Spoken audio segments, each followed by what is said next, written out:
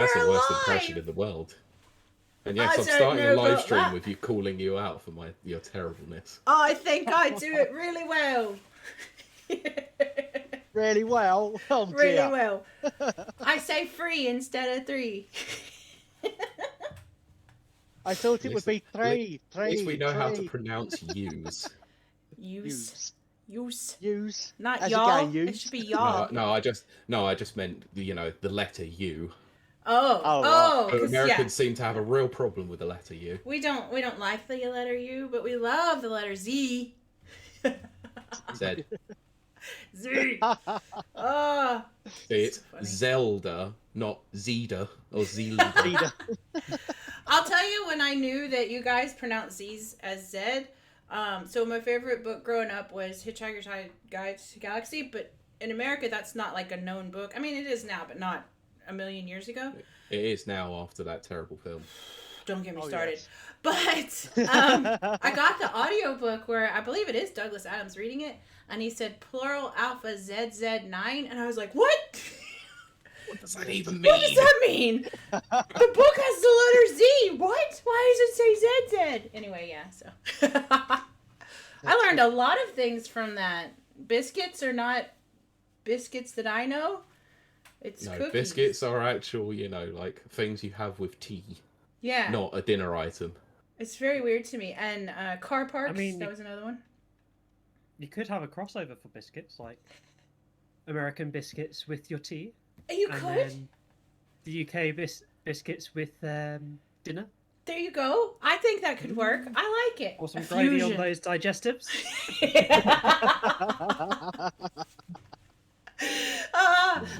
Don't tempt me. I might do it. I've seen I like mean, if memes it's and Uncle stuff. Albert gravy, I think we'll be all right. What's Uncle Albert? It's Only an Fools Only and Fools and Horses. Horses. Yeah. It's what? Oh, right. See, I've got to watch that. I've said this before on the show, and this is for our audience.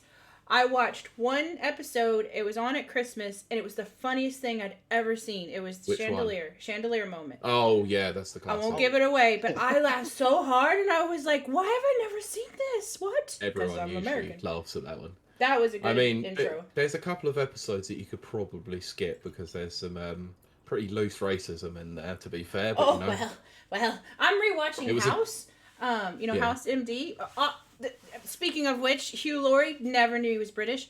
And that's now the third week in a row that's come up. Yeah, I know. It's because I'm still watching it.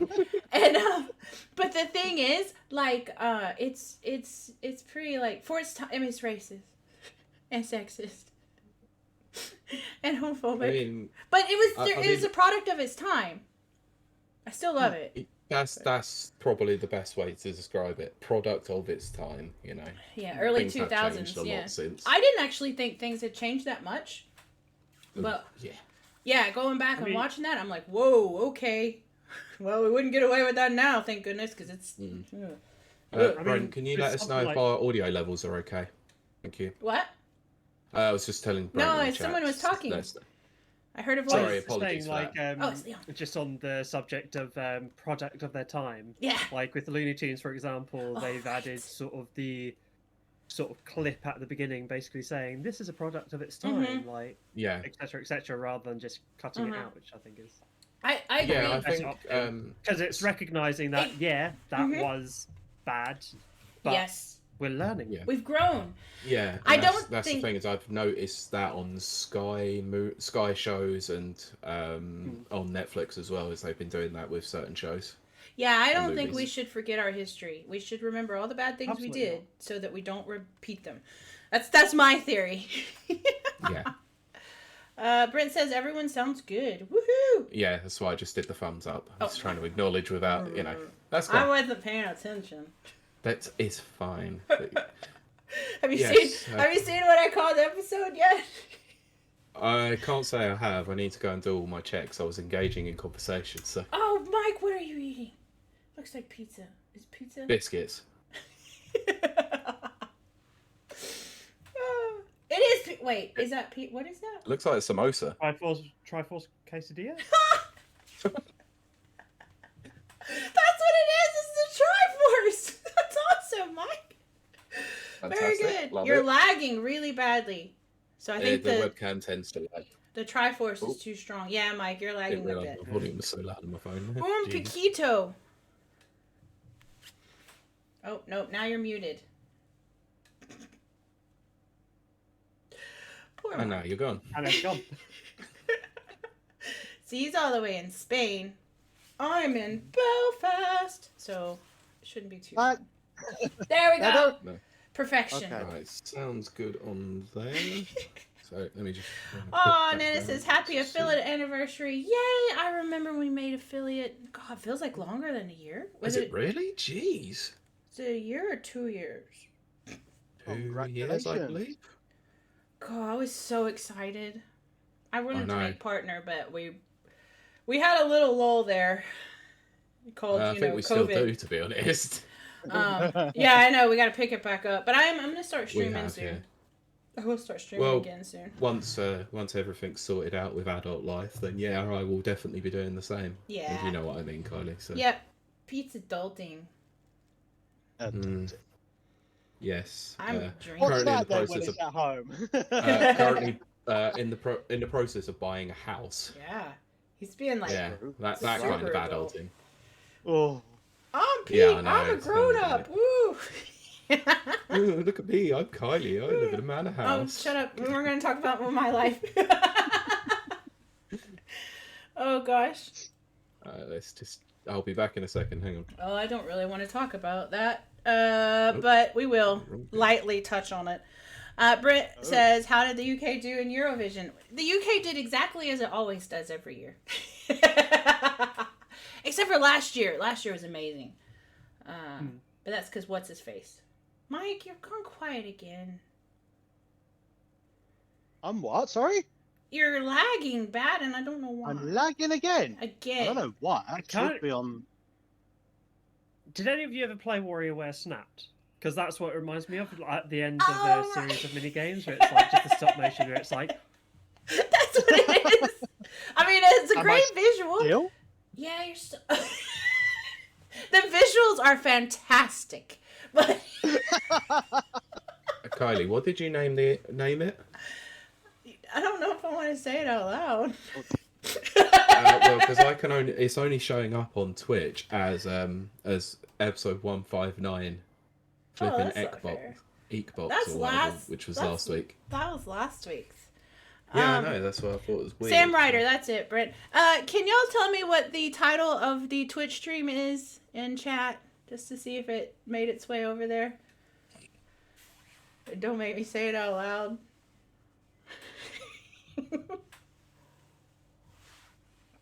Last week's one. Oh, that's so disappointing. Oh crap! I hit something. Okay. It is called Link the Twink. Because that is a temporary name. Oh my goodness gracious me. You called it what? Yeah. Right. Anyway, I'm conscious of the fact that we are a little shorter on time, so let's yes. Shall we make a start? Yes. Let me get my next glass poured. It's 160, right? At 160, yes. Yes. Okay.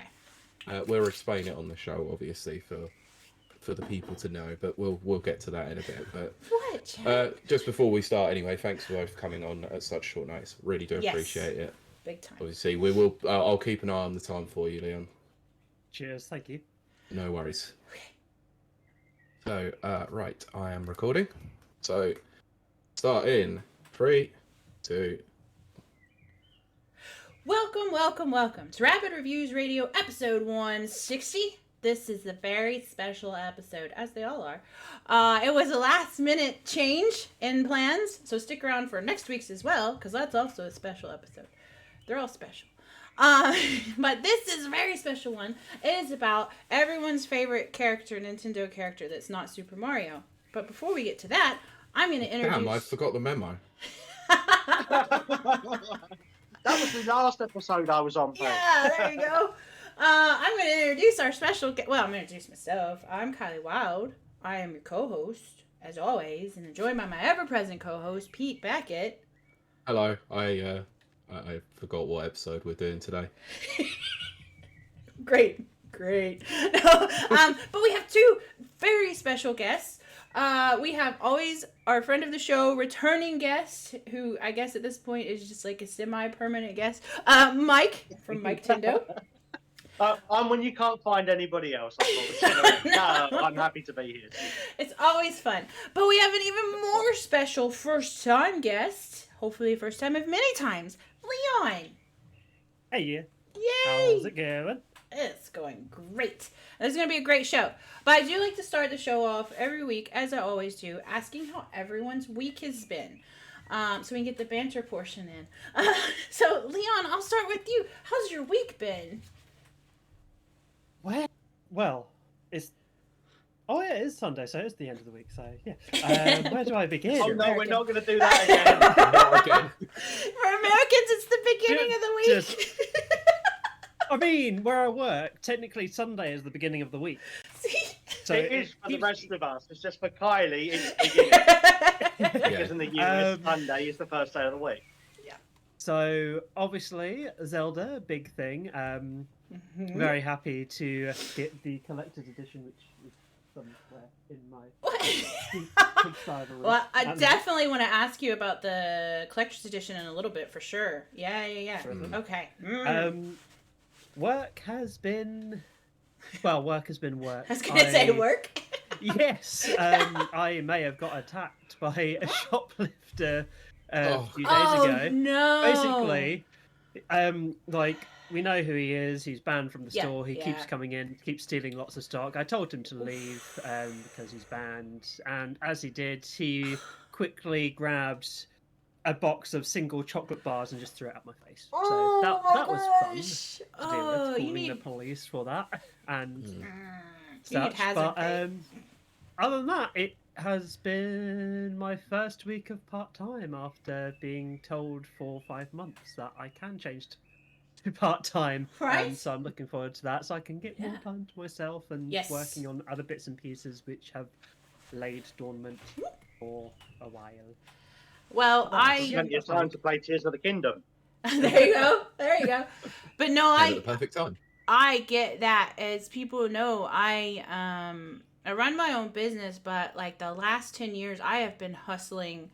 We're talking 80-hour weeks and everything like that. And then something happened the last few months, and I went, why? Why am I doing this? I love my alone time. I love my gaming time. I just I want to go in my cocoon and not talk to anybody and just play my games and everyone leave me alone. And I've done that for the last 3 months and it's been wonderful.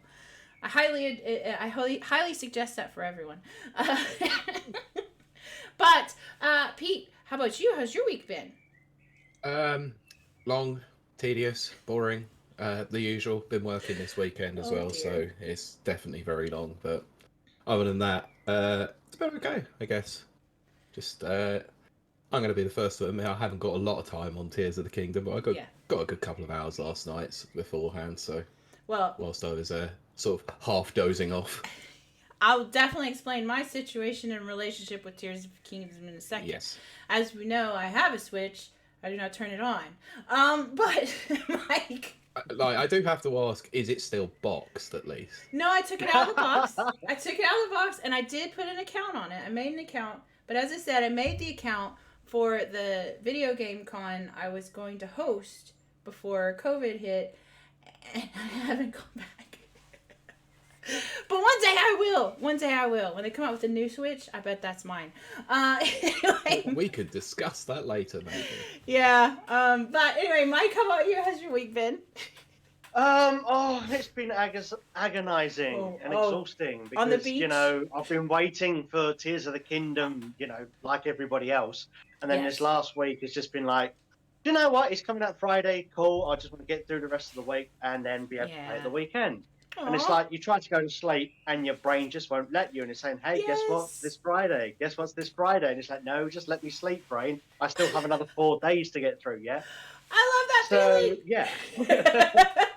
It probably also doesn't help that we have a mutual friend by the name of Richard who kept posting the countdown for it on Twitter. I bet he's having the time of his life. True.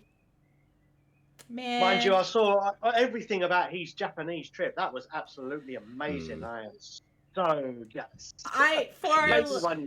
For our lovely listeners and watchers, I am no longer on Twitter. I feel like I'm missing everything. But you're not, honestly, you're not missing much apart from everyone talking about Tears of the Kingdom. Like I was thinking yesterday or whatever, I was like, I bet Richard's Twitter is just Tears of the Kingdom all the way down. It has been for the last week with a countdown until the day's release. Man, see, this is one thing I absolutely love, and I love this in the gaming community, and if it happens outside of the gaming community, that's great too. But I love what Mike just described, which is that absolute excitement before the game that you're looking forward to drops. That is going to be me with Starfield. Yes, I'm trying to be realistic. Starfield's probably not going to blow my mind, but I'm still going to be so excited for it, just like I was with Halo Infinite. I'm just going to be like... Well, look, it cannot be any worse than Redfall, can it? So, that has set the lowest bar possible for video games. I was going to say, never say never. Well, this is Bethesda we're talking about. They have a tendency to surprise in the worst way possible. Leave that poor indie studio alone. I love Bethesda. But anyway. Where's my shovel? I'm going to keep digging. That poor indie studio that was bought for $4 billion by a mega conglomerate. Bethany Esda. But it can't be worse than Fallout 4. Let's be honest here. And like I said, Fallout 4 is now, I modded it so that I like it. But that's not what we're here to talk about today. No, we're not. But anyway, Kylie, your week? How's your week been? Oh, my week? God, I think it's just a haze of alcohol and... No, I'm kidding. No. So I'm going to be honest, if you're a watcher / listener of this show, I've been very sick the last 2 weeks since returning from Italy. Today's the first day I haven't coughed my brains out and my voice sounds normal. I'm like, what? Well, good. We might be able to get through a show without you having to mute. I know, exactly. So this week was mostly me just catching up from having a week off of being sick, and a week off in my life is not good. Because, there's a lot of clients I have to, smooth over and be like, no, it's fine. Your orders are ready, I promise. So outside of that, to tie this back to what this show is about, and if you haven't guessed, our show is about, I was going to say about Zelda the game, more about Link and the Twink, but... she's name dropped it, now I have to name the episode that. I did it on purpose! I apologise to everyone out there for that. Yeah, but you gotta admit, Link be looking good in this. I think this is the best he's ever looked.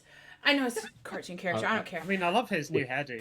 I was going to say, I do actually really like the hairstyle. Just wings in the wind, and he's tiny, and I love him. But anyway, but he's also a man now. Yes, he's got that edge to him. First 2 hours of the game shirtless. Yes, exactly. He's shirtless. Yes, because in the tutorial level, you have to try and find the shirt, and I had no clue where he was until I looked on YouTube. I've got no clue either. It was lucky that I actually found the shorts. Oh gosh! We're almost there, guys. We're gonna get through this intro, and then we're gonna just talk about Link's dumper. But so weird. Anyway, my point is, so I obviously, if you're a listener and watcher of this show, I don't play my Switch. I should play my Switch. I have nothing against the Switch. I love Nintendo. It's my whole childhood. It's the reason why I'm into games and stuff like that. But I don't know why. It's just not... I don't know. We all have our things. And so I've been watching The Fabulous Krusty, as we know. He's my new obsession. My autistic obsession is now Krusty. Not that Call Me Kevin didn't do a great job. He did. He did a job about Zelda as well. But The Fabulous Krusty has been streaming for 3 days straight all of the Tears of the Kingdom. So it's like I'm playing it. It's like I'm there with you guys playing. So you probably know more than we do then. I might actually. I don't know, because it's 3 full days. I know, and that's why when I saw your message yesterday, I had to say to you, no spoilers. Yes, yes. To be sure. Yes, I mean, and that's why I'm completed the game in like 92 minutes or something like that. Oh my god! Yeah, the tutorial was about. Yeah. Oh wow! It's like speedrunners. I mean, to be fair, like once you get in Breath of the Wild, you get onto the Great Plateau. Like you can complete the game in an hour to an hour and a half anyway. So it's essentially the same thing. Well, Krusty got stuck on a couple of puzzles, but to be fair, I would probably get stuck on a couple of puzzles. But so that's my background. But these guys are your hardcore actual players. So we're going to toss this over to Pete. Now, I still might ask questions throughout, but these are your in the trenches, got their hands on it playing. Although chat has distracted me by saying, I never thought I would see Kiley simping this hard for a character outside of Arthur Morgan. I'll just wait until we talk about Ganondorf's art. Okay. So get to that in a bit. Oh, yeah. It's all of a sudden got hot in here. Exactly. Oh gosh. Woo, what are they? Those are. But anyway, I'm gonna throw this over to Pete and let him start doing the talking. But I do got some questions. So Pete, over to you. Yeah, in case you haven't realised, we're talking Tears of the Kingdom today. We're basically, essentially, what we're doing is we're going to do our initial impressions because I can't imagine many of us have got more than 20 hours of the game. Let's ask that. How much time have y'all got in? I'm at 2 hours at the moment. Mike, what about you? I'm probably around, I want to say 10, but I've not even completed the first dungeon yet. In fact, I spent most of the time trying to scan these guys. There's about 25 we need to talk talk to get all the outfits and everything in the game. I was like, we need to talk and about not that. just for me, but for my brother as well, who's in the UK and says, "Hey, you've got my profile on your Switch. You could scan them for me as well, couldn't you?" Oh my gosh! Sure. Oh, Leon, what about you? Otherwise I've got to take mine out of the box. He says, "It's like, yeah, as soon as I got mine out, all right then." Fair enough. But Leon, how many hours have you got so far? I have no idea. He's probably like 80 hours already in a 24-hour day. I have at least 5 hours because I spent yesterday until about 2 a.m. playing it, not realising that, oh crap, it's 2 a.m. I've got to get up at 4 in the morning for work. Oh gosh. I still love those nights though, I do. But yes, I know that's a panic that hits you. Yeah. That was unfortunately me the other night, on Friday night, but it wasn't because I was playing Zelda, it was because I was at the pub. Waiting for Zelda. Yeah, that's it, waiting for Zelda. No, counting down. Zelda comes quicker. No, I had Zelda in my bag, waiting to play, and then I'd forgotten at the time. I was like, oh crap, I've arranged to meet my mates. Why did I do that? Today of all days. See, I would have my Switch and just be like, you guys talk. Do whatever you want. I'm playing. Talk at me. Yeah, exactly. Yeah. Not to me. So I think Mike's already revealed that he's at the first dungeon. I'm still in the training area. It's a long tutorial from what I know. I'm still in the first sky zone. Right. So, There's just so much to do. To be fair, I know. Yeah, I've not actually started the dungeon. I'm on my way to it. I decided to go to like the Gerudo Desert, and I thought I'm going to start with that directly. Really, I mean, like you said about trying to keep this as spoiler-free as possible. To be fair, I don't think I can give you any spoilers because I've just not played enough of it. I've just been messing around with the concepts and all the new mechanics, like the fusing, the Ultra Hand, and stuff like that. Very good though. Just You having got the a general, Ultra Hand. build for the game, basically. Well, I think that's a good segue then, isn't it? Because it's been mentioned. Shall we start? I guess we can start talking about some of the new abilities that are on offer. And obviously, I know about one of them. I don't know about any of the others. Oh, goodness. So, obviously, I've got the Ultra Hand. But I know that there's I can't remember what the name of one of the other powers that you get quite soon after. The fuse one? Isn't it fused? Right, okay. So there are 3. I mean, most people that have played this have probably played through the tutorial anyway, or just Yeah, through this the tutorial. is. So I don't think this is too much spoiler related. This is the mechanics. These mechanics we've already seen in the Enuma video, I think we're all right to talk. And it's also been featured in trailers as well. Exactly. I would also say that the vast majority is so this tutorial area, I believe, is what was on offer a couple of weeks ago to those who did the hands-on previews as well. Yeah. So there was fusing. So there's fusing where you can, attach an item or a material or whatever to your weapon or to your shield or to an arrow. There's ascension, which is where you can go through surfaces. Leon providing the demonstration there. The visual cues. Visual cues. I'm not on the ball today, I'm afraid. I've got no other visual cues to bring up. So, Leon, you're going to have to hold the fort for us on that one. Okay, so there's that one. There's Ultra Hand. Then there's Recall, where, you can send things that was back it, in the opposite direction. And then there's some other that you will learn along the way, which if you want, we can talk about them a little bit later. Or another time. It was the Recall one that I couldn't remember the name of, so... Okay. So, yeah.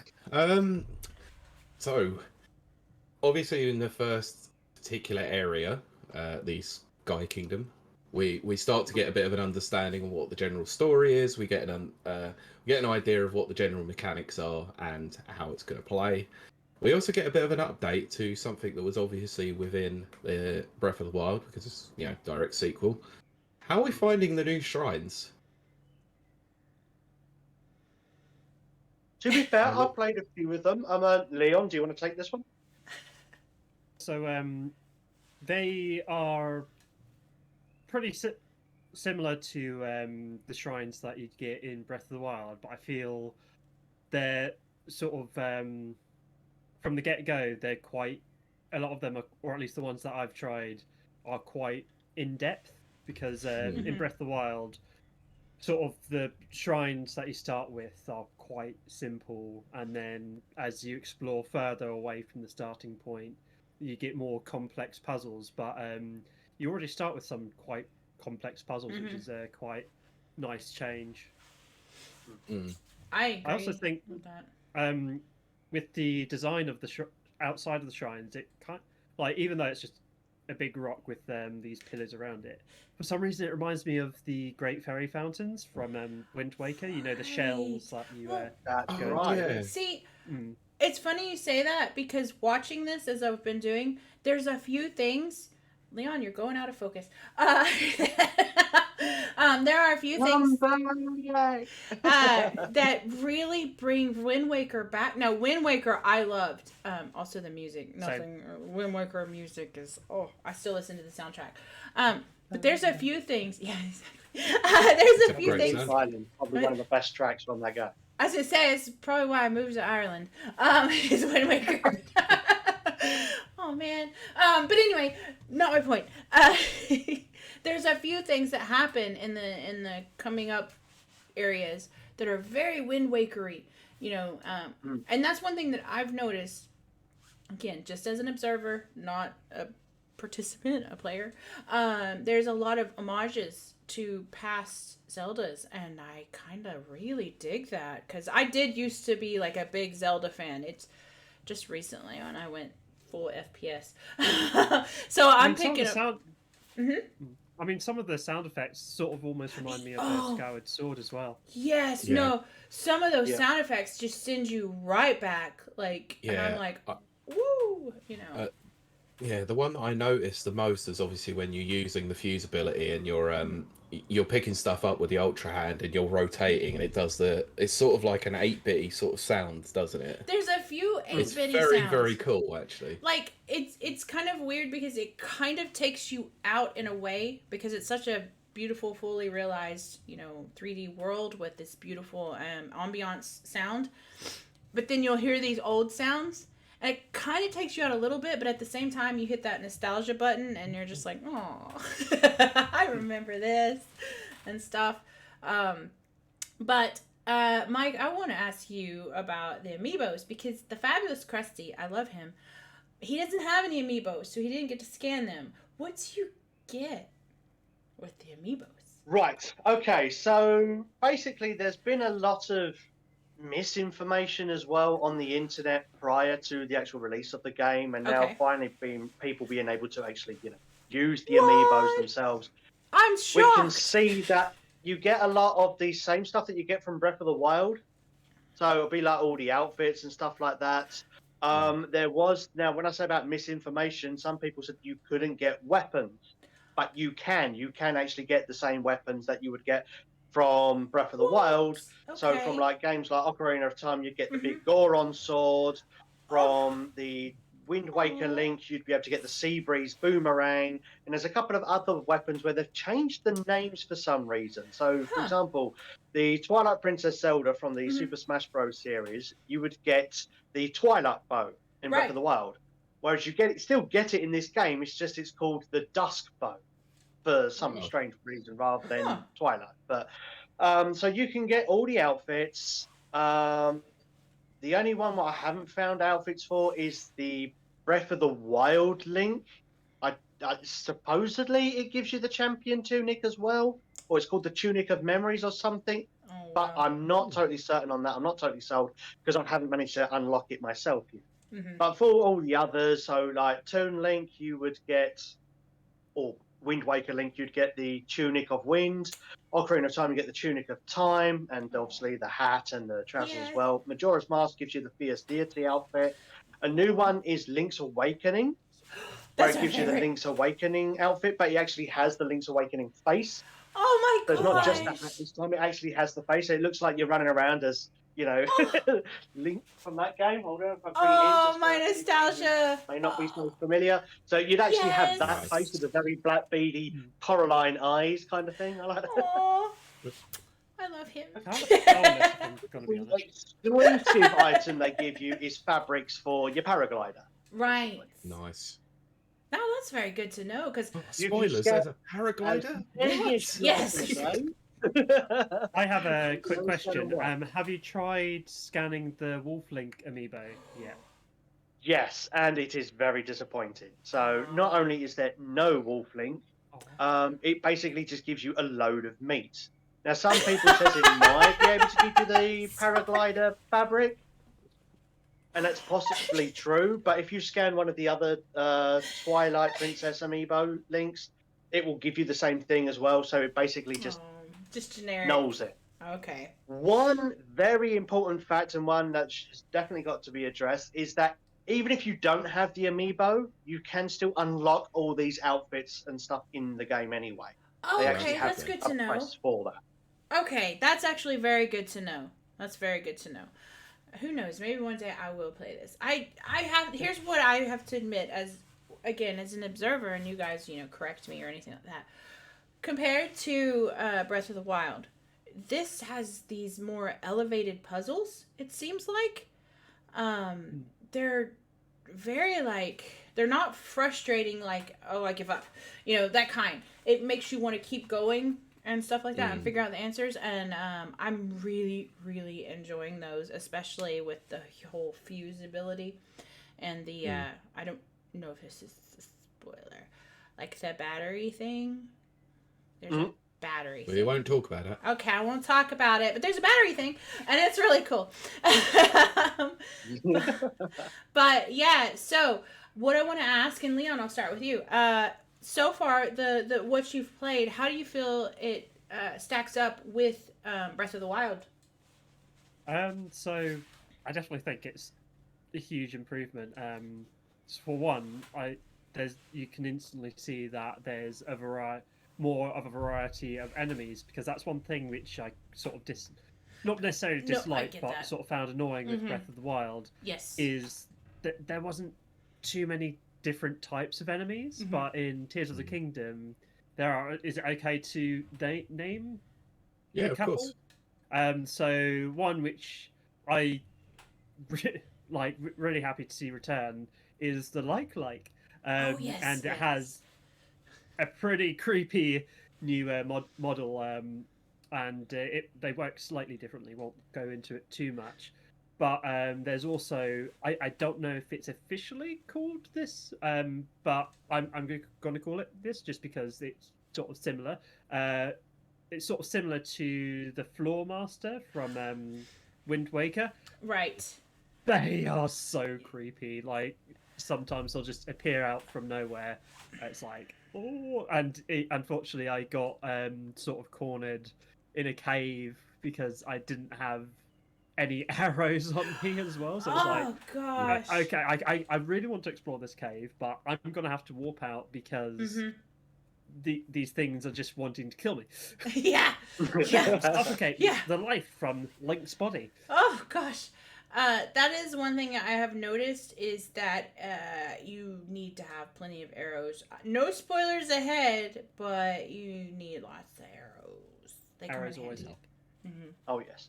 Definitely. But then it does provide you with a lot of arrows anyway in a lot of places, and sometimes you can even just spam an enemy archer who's just firing arrows, and if you've got a wooden shield, you just hold it in front of you. You can just collect and shove the shield. So if you're running short, you just got to find an enemy archer. Well, survival tip: use Ultra Hand on any boxes or barrels or anything like that you find, and smash them to pieces because they'll be useful items outside. I found that already. Like every box that I've come up against in the opening area, I've done the Ultra Hand. I've always found arrows in them. Well, two things I want to say. One, as a little tip, I guess, I don't know. The Fabulous Krusty. I'm just gonna keep my goodness. Name dropping him. Fourth name drop there. He's going to be on this show. We are going to get him on this show. But he fused a boulder to his shield, and that was amazing. But what I want to ask, and Mike, I'll ask you, what do you think about the weapons degradation system? Right. So obviously it's returned from Breath of the Wild. Yes. I never really had a problem with it in the last game anyway. It can be a bit annoying when you're fighting. You're in the middle of a fight with somebody using the sword, and then the knight's broadsword that he was using breaks on you, and it's like, oh, okay, now I've got to use something else. And then stick. That breaks, and you just keep running out of weapons. You think, you're going up against a tough boss, and you think, damn it, I probably should have tried to, find better weapons around here somewhere before taking on the boss.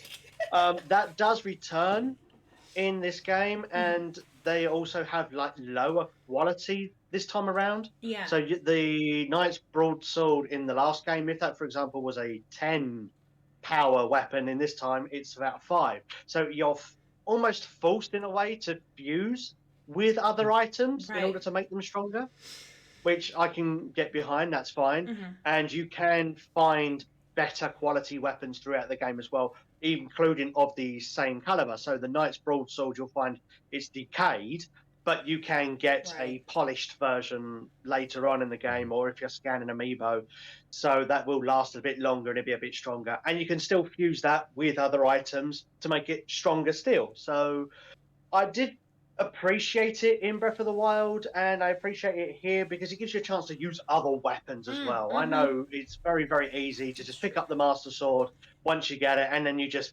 spam that weapon and you don't use anything else for the rest of the game.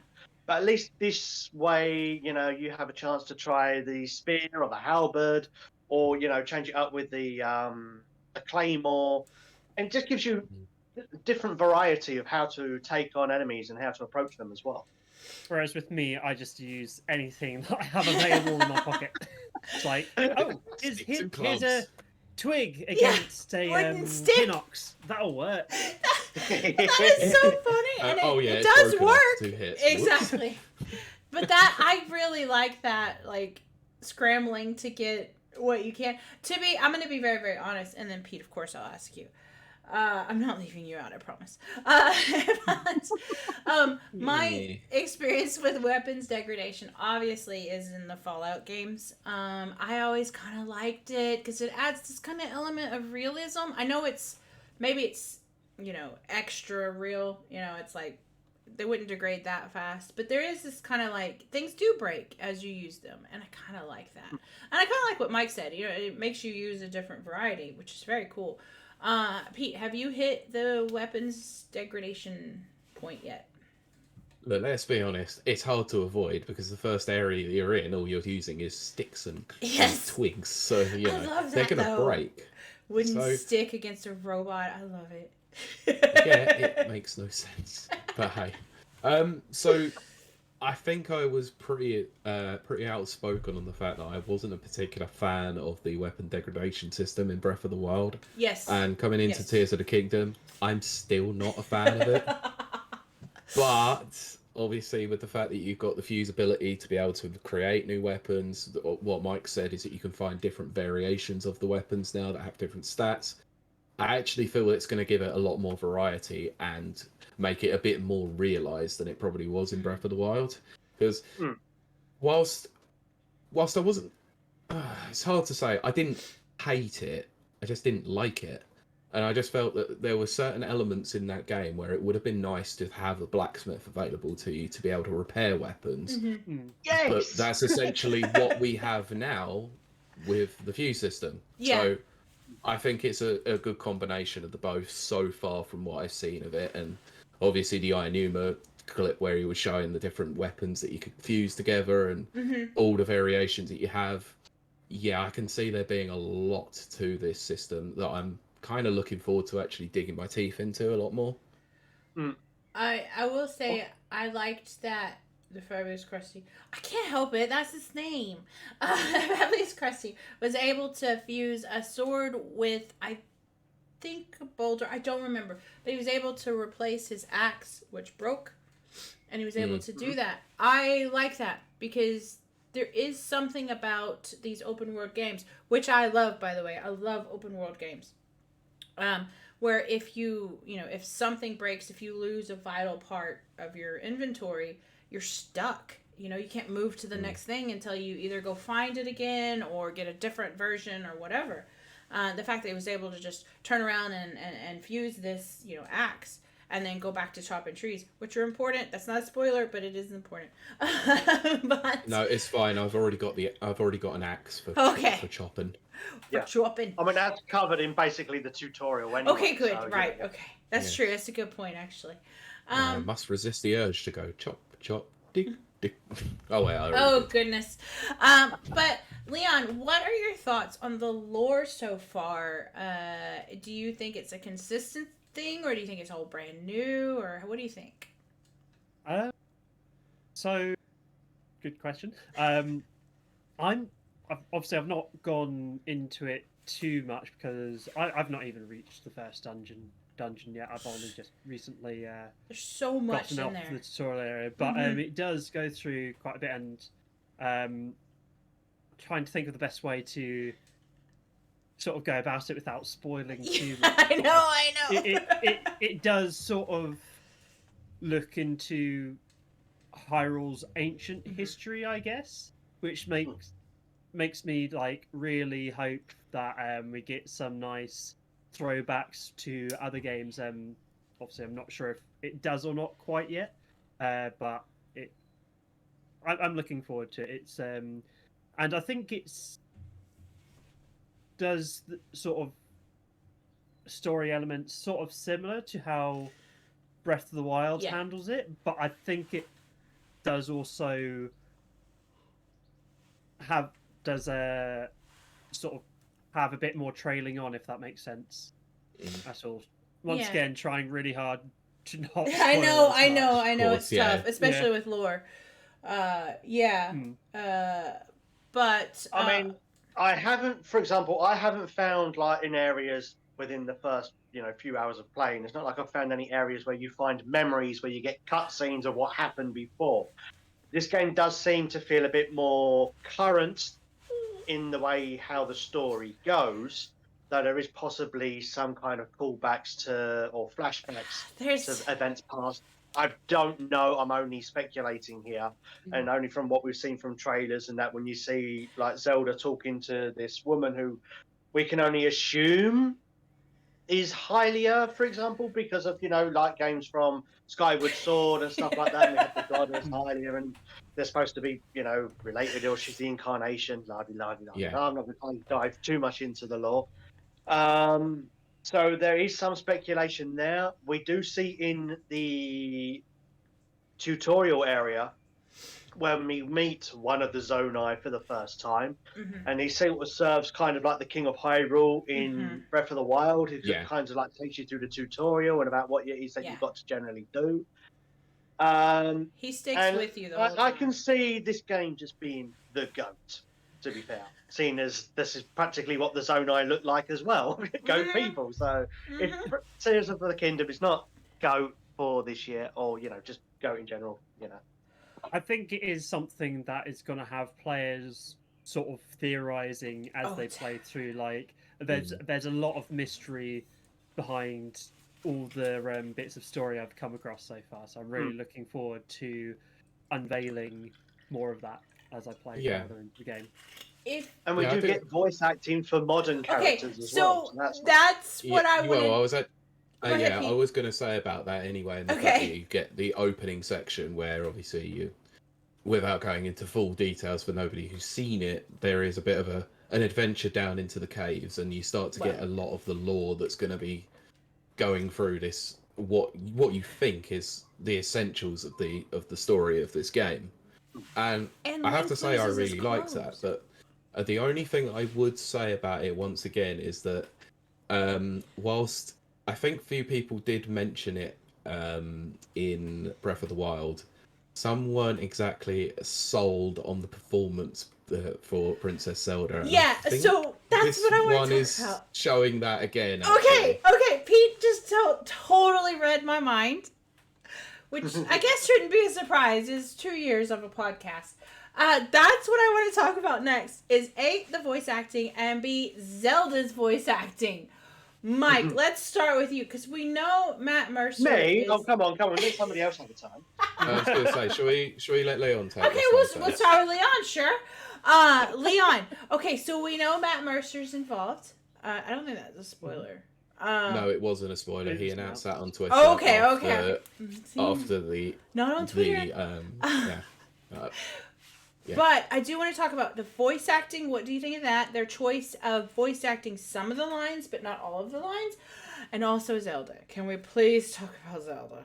Anyway, Leon, what are your thoughts?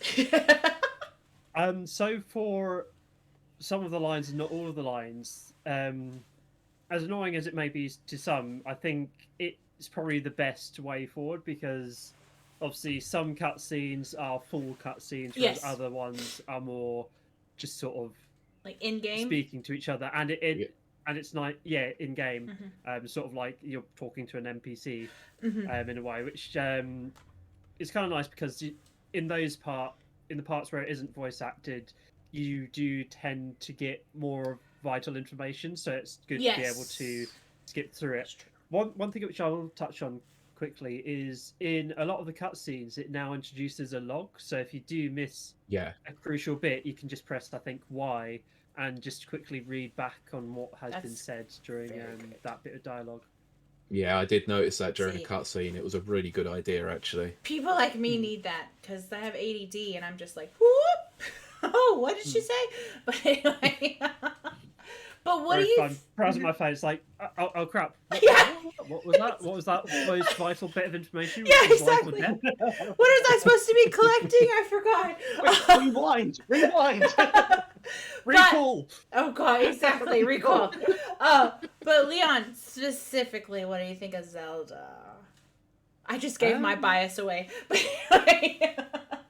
I honestly don't mind too much. I do see there's a bit of sort of like the cliche British accent sort of thing happening there, which I do find annoying. Like, has anyone ever seen Black Butler? Yes. I have. Very familiar with Black Butler. It's like not quite the same, but you know what I mean. I see what you're saying. Yeah. I honestly don't mind it too much, to be completely honest. I am looking forward to hearing Ganondorf's glorious voice today. Very much looking forward to that. It's worth it. In that, in that opening section at the beginning of the game, where I'm not going to say what happened. Oh, it's imposing. It's so sinister, and it's so cool. Like, I'm not. I'll be honest. I'm not I'm not a Critical Role fan, but I know who Matt Mercer is. I know he's a pretty prominent voice actor now. So fair play to him. I think he's doing, like, from what I've heard so far, it's a cracking performance. Oh, yes. Well, first of all, he is my favorite companion in Fallout 4. Which, but anyway, I will say this, and I will keep no spoilers. But I mean, we know Ganondorf appears in the freaking game. His appearance, yeah, he was in the trailer. Exactly. His appearance is literally like yes, Leon, you will not be disappointed. Have you seen the character art? Yes, and seeing it in this 3D. I'm gonna call it 3D because to me that's what it is. It's cell shaded, but you know what I'm talking about. Well, seeing it in motion, I think. Seeing it, in the flesh. With the Matt. Sexiest Ganondorf. Or the lack of flesh at the start. No, this is full flesh. It's Leon just said the magic words. I'm sorry, I know people are going like, as a cartoon character. Yeah, so what? It's the sexiest Ganondorf there's ever been. It's just, you feel it coming off of him. Oh, it is! He is Ganon Daddy. Well, don't you mean Daddy Dorf? Or Daddy Dorf, I guess. Matt Mercer does he's an amazing voice actor anyway. But this was a perfect matchup for me personally. Yeah, it fits. The voice definitely fits with the look. You will not be disappointed. But Mike, what about your thoughts on Zelda? Sorry, 1 second. Yes. Sorry. Leon, say by the way. Yes. Unfortunately, I do need to go now. Yes, but enjoy the rest of the conversation. Do keep me updated, especially. Will do. Keep me on Ganondorf alert. Yes. We will do. Thank you for coming on, and we'll definitely get you back for a fuller discussion. Definitely, yes. It's been very enjoyable having once you I've here. Once I've had like 100 hours on the game or something. Yeah, I will not be talking about it again until I live at least 120 to 150. Next weekend, you mean? All those shrines got all them flipping Korok seeds again. I am not going for gold. The question is, do we still get a golden turd? Oh, yes, I think you do, yeah. You should. I can totally see it. I mean, we still keep getting the Korok seeds, and it's like, okay, I see where this is going. Yeah, you definitely get the seeds, I'll say that much. I'm not going golden poop hunting again. It's very lucky in Japanese. It's very lucky. I know. Awesome. Thanks, Ian. Thank you. Cut off of that. Bye. Bye. Yeah.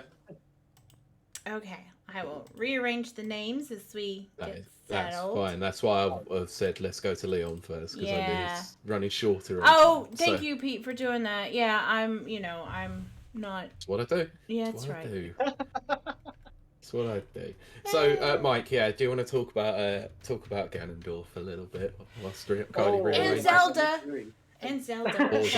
Or Zelda, yeah. So your choice, Steelers' choice. Okay. Oh. Choices.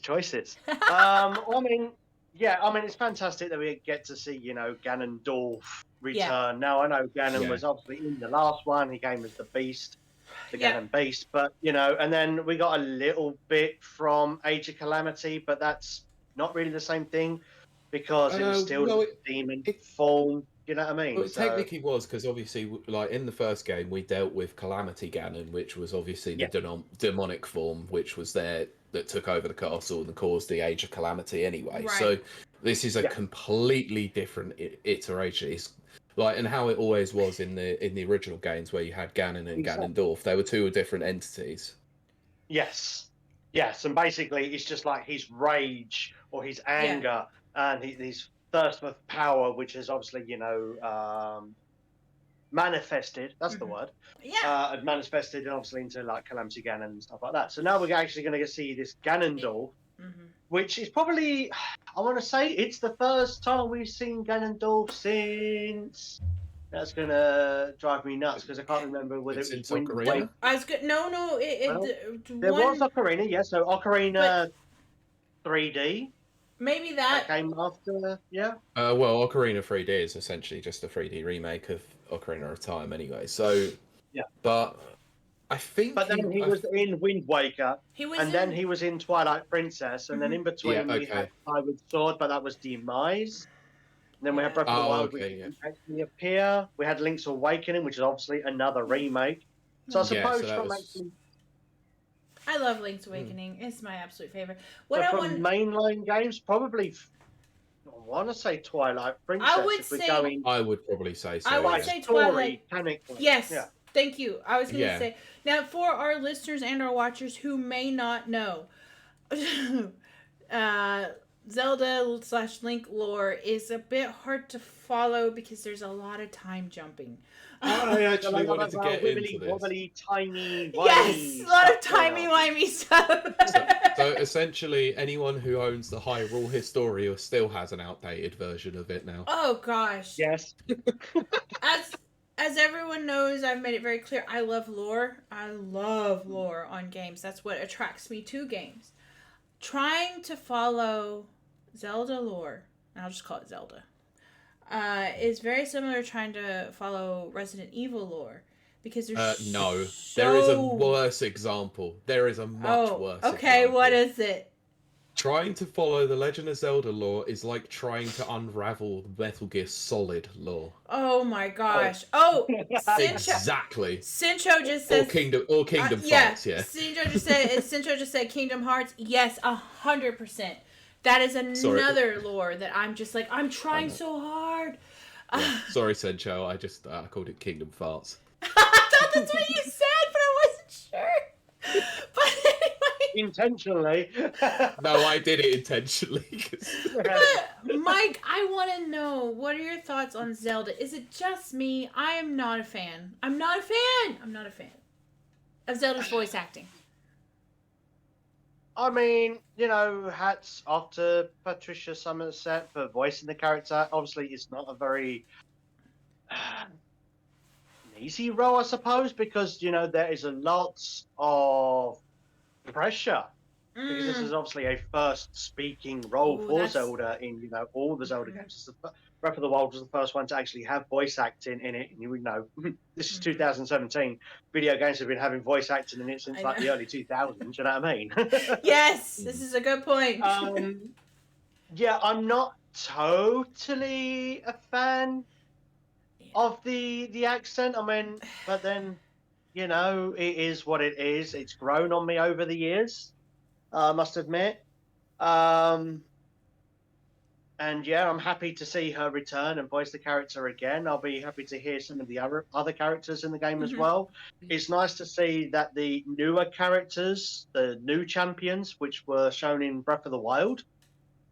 So we're talking Riju, Yunobu. Oh yes. Oh my god, I'm losing it now. Mifa. Mifa, well, no. Mifa's Grace. And then Talon's father, which obviously is Talon this time around. Yeah. But all of these 4 new characters, they're fully voiced in cutscenes. So it's nice to see, these characters get a bit of personality now. Yeah.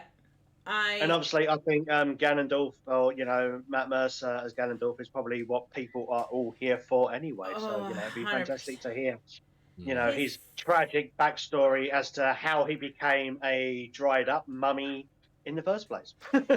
He's so good. He's just good at everything he does. It's so funny because I'll be playing a game, and there'll be a character that I'm like, oh, I just love this character, and then I find out Matt Mercer voiced it. It almost sounds like you like Matt Mercer. I mean, it's pretty cool. But we all have our crushes, Kylie. Don't worry. Yeah, voice actor. When I was younger, voice actors were my autistic. We all have a special interest, and voice actors were my special interest. I knew who Billy West was before it. It sounds like I'm a hipster, but for real, before anyone Futurama. Knew. Before Futurama, when he was doing the Cheerios. He was cool. Yeah, before he was cool. He's doing the Cheerios. I knew who John DiMaggio was before he was Bender. When he was Waka from Final Fantasy X, I knew this. Hang on, that's after. That's after Futurama. I guess you're correct, Pete. But that was. I'm technically correct, which is the best kind of correct. Oh gosh, Futurama reference. But I even briefly dated, I guess, a voice actor. I don't know what to call it. And I was just like, oh, I love voice actors. But yeah, he plays McCready in Fallout 4. But what I will say is that yes, Ganondorf, he does an exceptional job. But of course he does. Like he brings the quality. He's going to bring the quality when you hire him. Yes. And the passion and the enthusiasm. Which by contrast did make me a little disappointed in Zelda. It just feels, and this is just me again for our listeners and our watchers. This is just my personal opinion. It doesn't mean a hill of beans. If you absolutely adore Zelda, that is great. But it's very lifeless to me. Yeah, it feels like more of the effort has been put in to try and make the accent as well as it is, rather than try and add, like personality and depth to the character. Bringing it to life, it's just like, yeah. Yeah, it's very like, it gets the job done, is how it feels. There's no personality, as Mike just said. There's no personality to it. I will say that in that opening section where you're going through the caves, yes, I actually felt her dialogue there, whilst it wasn't the best, it was a lot more personable than it was ever in the first game, and it was there was a bit of an improvement in terms of the performance between Breath of the Wild and Tears of the Kingdom. Oh yeah. Yeah, Pete's not wrong. Also, something we do have to take into account as well is obviously in this game, Zelda has got a bit more room to move, room to breathe.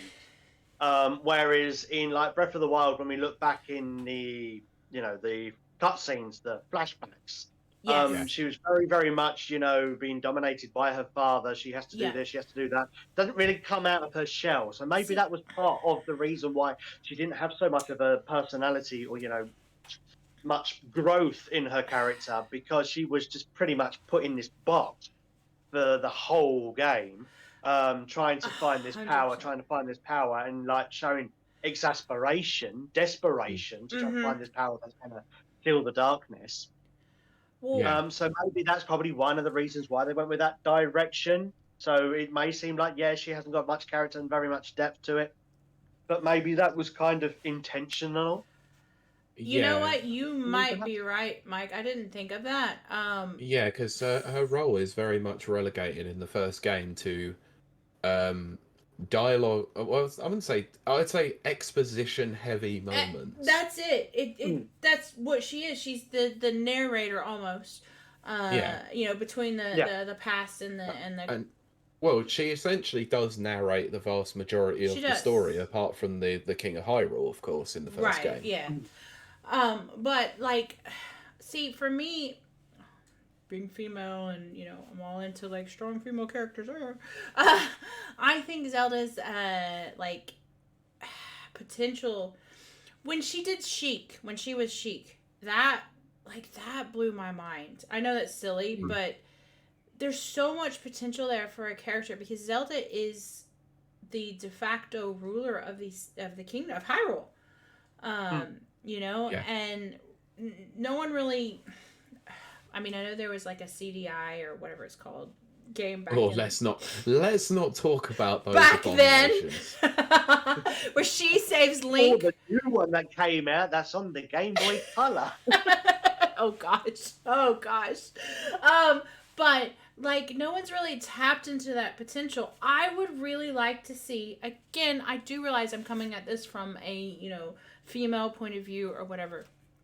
I would like to see her and Link be like teamed, as a partnership or something like that. I mean, she doesn't necessarily have to rescue Link, which is kind of cool and it's kind of cute, but she doesn't really have to. If they could be like teamed up, because I feel like there's a potential there, as a ruler of a kingdom and stuff like that. And she's always the keeper of the lore. She's the keeper of the past, and she has all the texts memorized and all this kind of stuff. I think she could be like a really good support system for Link. So I've always been disappointed. But go ahead, Pete. We've got chat popping off. But yeah. If you want that kind of game, oh gosh, then you can play it. It is on the Switch. Oh, what is it? It is called. It is Age of Calamity. True. All right. I do. Yes, he is correct. He is absolutely correct. I mean, but anyway, you have to admit, Sheik is like the best character like reveal. Like, did you know that was Zelda? I hope that's not a spoiler. Yes. It was so obvious, even in Ocarina of Time. It was the most ridiculously obvious thing in the world. I didn't know, and I was blown away, and I thought it was amazing. Fair enough. All right, I'll read some chat. I'm probably with you, Kylie, on that one. I think I obviously had like an inkling and started like suspecting, but in the beginning you think, okay, so this is a new character. Where's this person come from? Yes. And then like you keep seeing them coming, and then like when you finally get the big reveal at the end. Yep. I was sort of like in between, obviously. I can see that, okay, yeah, this is going to be Zelda. But in the beginning, when you... At the beginning, you don't know. Oh, what a cool character. I thought it was a dude for like a few seconds. I did. I was very happy. Well, that's actually part of the lore. I think even in the story for Ocarina of Time, it says a young male Sheikah. See? Okay. Okay, so I wasn't crazy. Okay. No, you weren't crazy. It was part of the lore there. Good. Okay. And obviously, we do have it in the in Breath of the Wild as well, where you have a particular tribe who will not allow males in the. Right. Yes, that's true. Do you want to read chat? Yes, I will go for it. So we've had Sencho coming in and says Matt is great, but at this point where it's at this point where it feels like he is 50% of all characters in some games, so I'm oversaturated with his work at this point. He's not wrong. I actually which is the best kind of correct. That ends with ATT, isn't there? If you're saying that Matt Mercer's probably voiced 50% of video games and Chris Pratt has voiced around about 50% of movie characters. Movie characters. Oh, so essentially, if they create a baby together, then it's known as the Matt Pratt. Oh, the Matt Pratt! I love it. But see, like Matt Mercer. Wait, isn't he a game theorist? Oh wait, that's Matt Pat. That's Matt Pat, yeah. Very good. That's not a theory. That's a game theory. Oh, very good. Oh man, I miss the game theory. Those are I haven't so watched good. that channel in years. I know. No. I feel bad. I always feel bad. Yeah. Anyway, I'll go on to some other chats because Sencho seems to be popping off a little bit. So if you enjoy Zelda, that's great, but you are wrong to do so with the salty face. I agree, Sencho. And he also said, I'd rather listen to talk about the CTI game than this, to be honest.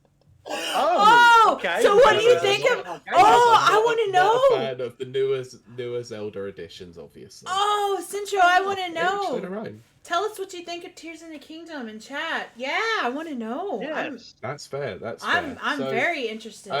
Can I talk about one criticism that I have so far, because we've been very, very positive so far. We have actually, yes. Okay. Good point. We have to work on this compliment sandwich. We start off with some good stuff. We got to put some, bad stuff in there. And then end with the positive. Physical feedback, and then we can finish with some more positive. I haven't heard that in so long. Yes.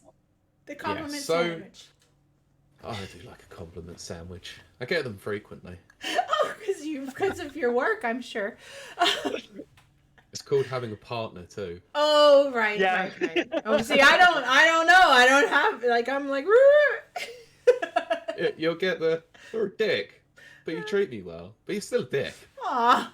I want a partner just so I can give them a compliment sandwich. Okay, so I have one minor, very, very, very minor criticism. It could end up being a bit more major, let's be honest. Okay. I have to say this suffers from the same annoying, frustrating problem that you have, not only with open world games, but with sequels as a whole. Oh, okay. And this seems to be a bit of a problem when it comes to Nintendo franchises, let's be honest here. And I'm specifically going to pull up Metroid for this. Right, okay. It's the fact that you start the game with a large amount of hearts, a large amount of stamina, you have the best gear, the best equipment, and it's gone in an instant. Yeah, yes. That's a trope. That's a trope. It drives me insane that that's the case. I get where they're coming from with it. In terms of story-wise, you see obviously what happens in that cutscene there. Yes. You see that Link is obviously going to be stripped of quite a few abilities because... And his clothes. One reason or another, and trying to be as less spoilery as possible. But he is obviously given an ability through an upgrade, let's say. But all of the hearts are gone. That stamina wheel that you spent all that time from ages and ages ago in Breath of the Wild, like, and it's just gone. And then you're back to square one, where you're just essentially getting one-shotted again. And Yeah. whilst I don't see that as that big of an issue, let's say, it is just become a bit of a trope, and it does really get on my nerves. Like, I feel like with this game, especially how the Master Sword is now, you could have still had them. Like, you could have still had the hearts available to you, maybe decreased by a couple, and the stamina wheel a little bit to show the affliction that he has been cursed with. But don't strip him completely of everything and make you start from the very beginning again, because I don't know about you, but I always found traversal really bloody annoying in the first game when you had so little stamina. Well, oh yes. Yeah. It does seem to last a little bit longer this time. Yes, I have actually noticed they've tweaked it a slight bit. The dashing goes down about the same amount. With the single stamina wheel. Or there's ledges that you can actually, reach, and then you can, let it fill up and then go for it again. Yeah, and I guess that's obviously one of the abilities that we've seen in the trailers, which was recall, wasn't it? Yes, I believe, or where you can go in the mountain through the ceiling and stuff like that. Like, you have that. Obviously, that will help with traversal, but that's obviously a little bit later on in the game. Right. For now, it is just a pain. Well, you say that it's actually in the tutorial. Oh, okay. So you would all right. have that in the tutorial. So I actually haven't got that far then. So yeah, there's about 3 or 4 powers that you'll get right at the beginning of the game, and then from there, you have to sort yourself out. And if you want to go and fight the big bad, you could. Technically, you can, because obviously don't want to go into spoilers, but if you need particular equipment, you can find it at the end. So it's not like you're going to go up there with 4 hearts and a stick and think, I can take him on. You can still only have 4 hearts, but, at least you'll be able to get decent enough equipment nearby to actually take on the big one if you wanted to. Yeah, because funnily enough, I have seen that places like, unfortunately, I have to mention Kotaku, because they've been they've been making mentions of various areas. Oh goodness! No, because they haven't got a review out. They've done every other single bit of coverage that they can ever do for it. They're not allowed to review. No. Nintendo hates them. No, but that doesn't necessarily mean they can't talk about every other thing that they've seen in it. So I think there is a guide on there on how to find a particular overpowered shield, let's say, and I'm leaving it at that. Well, that's what I was getting at. So I think we've probably seen the same thing. I've just seen it from a different side. I think probably we have, yeah. I will say, first of all, I like what Sincho has to say. But I'll say this first, and then you say that, Pete, and then I'll talk. But I will say that what is interesting about this, I'm trying to be as spoiler-free as possible.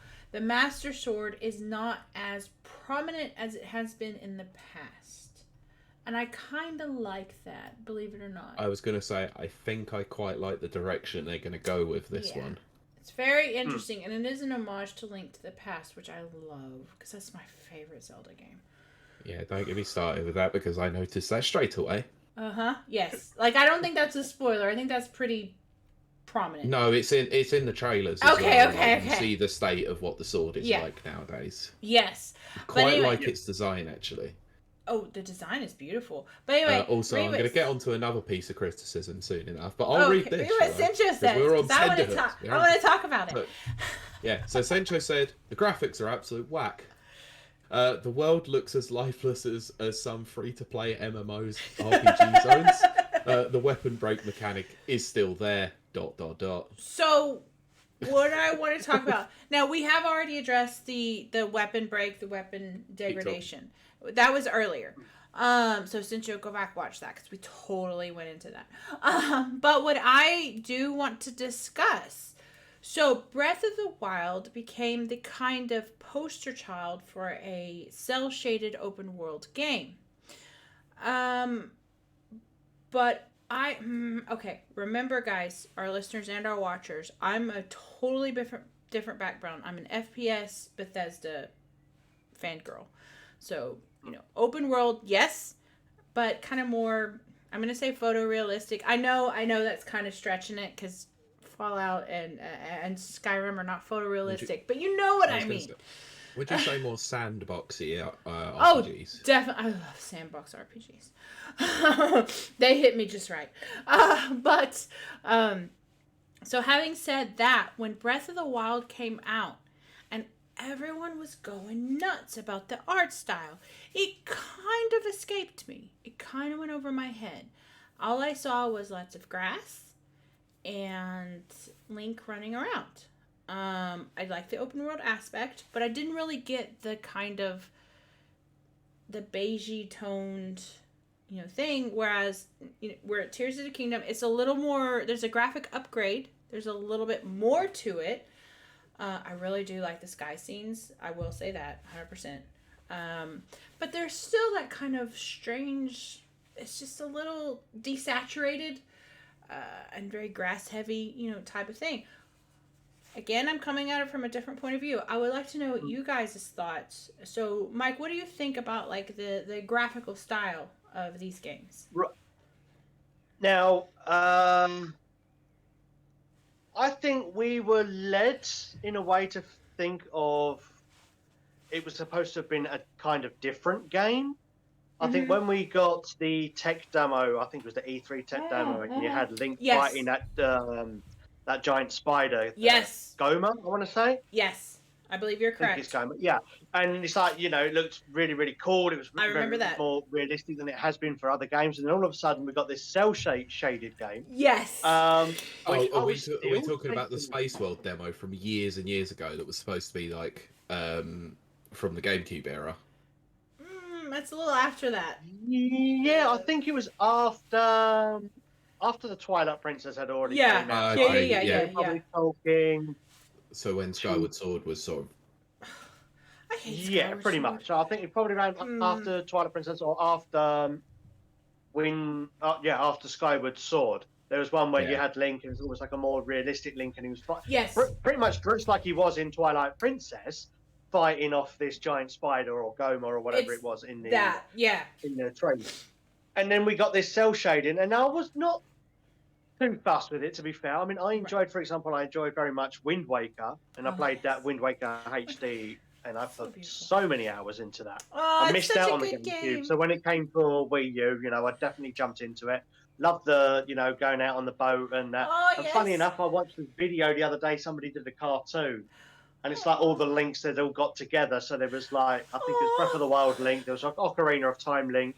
Ocarina of Time used the Ocarina, and they ended up on the King of the Red Lions with Toon Link. And he's saying, okay, hang on, guys. I'm going to help take you to wherever it is that you got to go. Full sail ahead. And then the boat is just like pushing about past ever slowly. It's like, okay, where the hell, what the hell's going on? Right. And then like Breath of the Wild Link starts using stasis on the boat, gives it a load of wax, and then just gives it a tap to put it in the right direction, and it just flies. But that was funny, but I'm coming off tangent here. I don't care. That's like the best. That's like all my nostalgia in one boat. You're fitting well here, Mike, with that tangent. Oh, yes.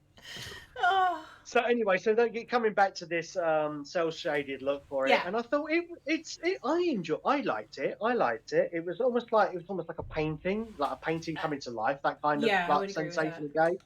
And I've always been, if the game at least looks good and runs good, I'm not too fussed with how fantastic the graphics are, or, how high performance it has, as long as it's stable. And that's one of the reasons why they went for this like cel-shaded look, to make sure the game looks as good as it possibly could without being too overly demanding on the processor for the Switch and the Wii U, obviously. Yeah. And so I feel like it was probably the best direction for them to go with that, and they managed to create so much. And then it's gone on to inspire so many other games as well. Right. I mean, you had like, I really shouldn't say that. I want to, I was going to say the name that the game was originally going to be called, and now I can't remember it. Ubisoft's game. Oh. Phoenix Rising. Gods and Monsters. Oh. Yes, that's what I had in my head. Yeah, Gods and Monsters. And it's like, oh no, we can't say that because Monster's going to try and demonetize us or something. Yes, but yeah, you're right. That has so much potential. I really enjoyed. And then Genshin Impact as well, taking that kind of feel and then making it its own as well. So, you know, it's inspired other games to become more open air and stuff like that. I never really had a problem with the graphics and the look of the game. I thought it was absolutely gorgeous and it ran very, very well on Switch and ran well on the Wii U as well. I actually played it fully on the Wii U. Then eventually got it on Switch and had to do everything all over. Oh, yes. Oh, I hate that. At least I got to experience the game twice. And all the horror feed. I had to do that. And you probably now own one of the rarest Wii U games of all time. Oh, goodness. Probably. Oh, goodness. Oh, my gosh. You know, the rarest behind, what is it, Xenoblade Chronicles X, I want to say? Yeah. Yes. Very, very difficult to find. Yeah. And I did have that as well. Yeah, that's so one of those weird ones to that me. they didn't do a massive print load for it because it And wasn't yet- the most popular of games. I was going to say, and No. yet Xenoblade is like, people go nuts for that. Oh, I love it. I love it. I got into 2. I was never really into the first one. I think I missed that one when it came out on the Wii. But then when it came to Switch, Xenoblade Chronicles 2, or Waifu Blade Chronicles, as I also like to call them. Yes. I think it's probably why I got into it. It's where I started to learn all about this waifu scene and everything. Oh, gosh, yes. Husbandos. I was going to say, there are husbandos. They went so wrong with Rex. They really, really ripped into him. And a lot of people ripped into Rex in the game because he's like this weedy little kid and he's got these fantastic ladies and everything around him. And then in the third game, and it's like, oh my god, where did this come from? See, that's why I say people are always like, Kylie, you're like 6 foot tall and you're so strong and you're blah blah blah, and I like my slight length twink type dudes. It's because I'm telling you, you watch, they'll explode and they'll be amazing. And people are always just like, why do you like these guys? And I'm like, you just don't know the potential they hold. Oh yes, I can work with them. Exactly. The potential they hold, or the potential to throw them around the room. Why do or the people potential think that? to be held. See? There you go. People always are like, oh, you're just Lady Dimitrescu. You just want to, like, shove them against the wall. No. And step on them. And step on them. And I'm like, no, I want to hold them and love them and nurture them forever until they're mine. But, you know, saying that, it is funny. Yes, Mommy Kiley. I Yes, see. Mommy Kiley. Oh my god. Oh, great. That you sound like my Twitter now. No, it's also the fact that we just had a comment that says from Nana. It says, "I'm gonna have to go through this stream and clip a lot." Yes, you will, Nana. Yes, you will. Oh, don't worry. Lady Dimitrescu is definitely my next cosplay. But the funny thing is, we got Ganondorf and Lady Dimitrescu. Oh gosh, that's what I'll need to do. This is a very steamy oh podcast yeah. But you know, speaking of that, funnily enough, when I was growing up, and I've said this before on the show, like we had a VCR. That's how old I am, and the thing that we played a lot, we had like the Super Mario Show, I think is what it's called. And Super Mario Brothers Super Show. That's it. And I know this. Super Mario Bros. Super Show. I love that, and Your arms. I was gonna side to side. Here we go. Do the Mario. I love the rap. Do the Mario. But also every like 4 episodes or whatever they showed Zelda, Legend of Zelda cartoon. Right. I loved that cartoon as a kid. Zelda was cool. Well, excuse me, princess. I was like, okay, so that's the man I'm gonna marry. Oh my god, it was really bad. It was really bad.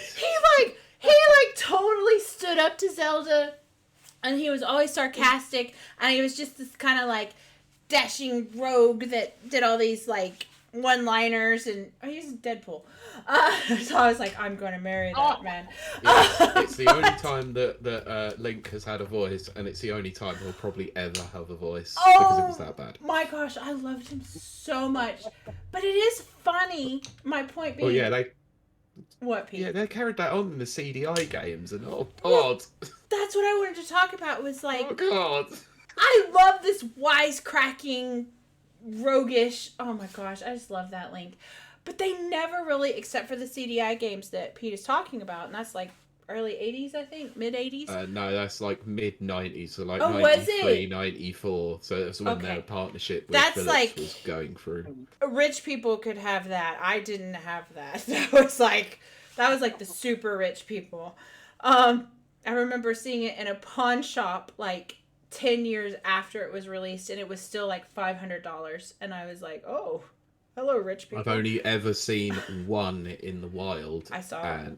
And that was at a convention. I played it for about 10 minutes, and it's horrid. The controller is disgusting. It is terrible, but it was also super expensive, so I was never going to see one. But oh no, Mike has disappeared. Light. Light on. Yes, get a little light on the subject. But that's really my thing. Is like, how funny is that they had this wisecracking personality for Link in the cartoon, but that never, except for the CDI, I will say that, but that never really transferred into the games and stuff. And I kind of wonder, like, where did that come from? You know, you have to wonder, like. I know. Go ahead. I suppose it's because of the times as well. I mean, it came out in like the early 90s, so that it was very popular in pop culture to have this like roguish, against the system kind of, character. That's my love, Deadpool. Well, the fact of the matter is that actually the Link character is named Link for a sole reason, and the fact that he stays voiceless is because you are supposed to be Link. Oh, so it's the link between the players. That's how Master Chief was, like, forever. Yeah. That silent was part protagonist. Of the original document, I think, back from 1985 or 1986 when the Legend of Zelda was first created. Silent protagonist. That's what that is. Yeah. I love it. Gordon Freeman is also a silent protagonist. Correct. Master Chief became a little bit more talkative as he went on, but that's because Steve What's-His-Face has an amazing voice. Ooh, I love Master Chief's voice. Except for when he's saying that he needs to finish a fight. Oh, no, it hits me right in all the right ways. No, that was the worst line of Halo 2. No, it's not! Yes, it is! I have to finish the fight. No, it's not, Pete. It's so amazing. Kingdom over to Halo. Oh. We always find a way here. We do. Right, anyway. I'm in love with Halo. I'm in love with Halo. Do you remember that? I think that was a Warpstone song. I think it might have. And then someone did a Red Hot Chili Peppers parody of Halo instead of Halo.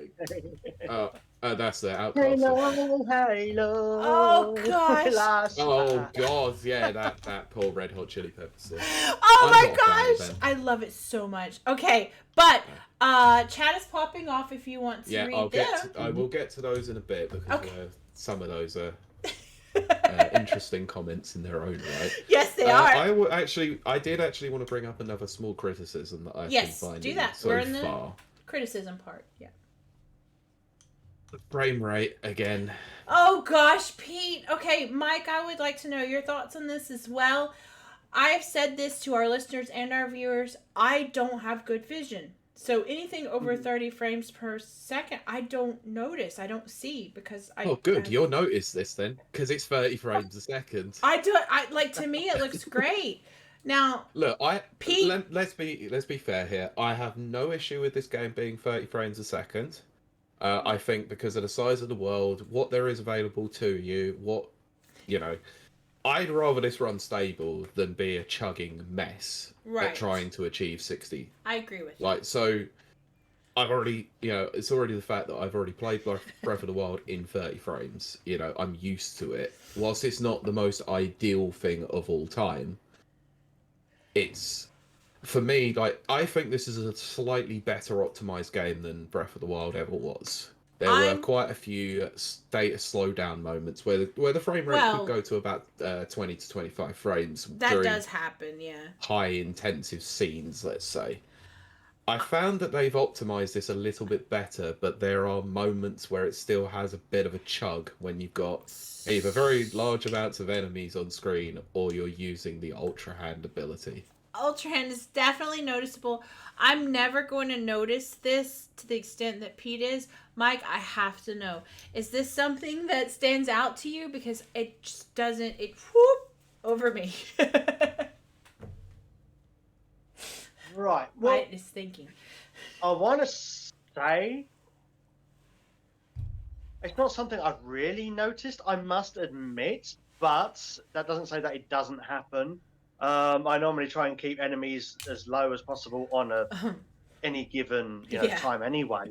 So there was a moment where I was overwhelmed by, I think it was like a boss bokoblin, and then there was loads of other smaller bokoblins as well. And there was like a slight stutter, and then all of a sudden, I was dead. Yeah. One of them came out and hit me from behind, and it's like, okay then.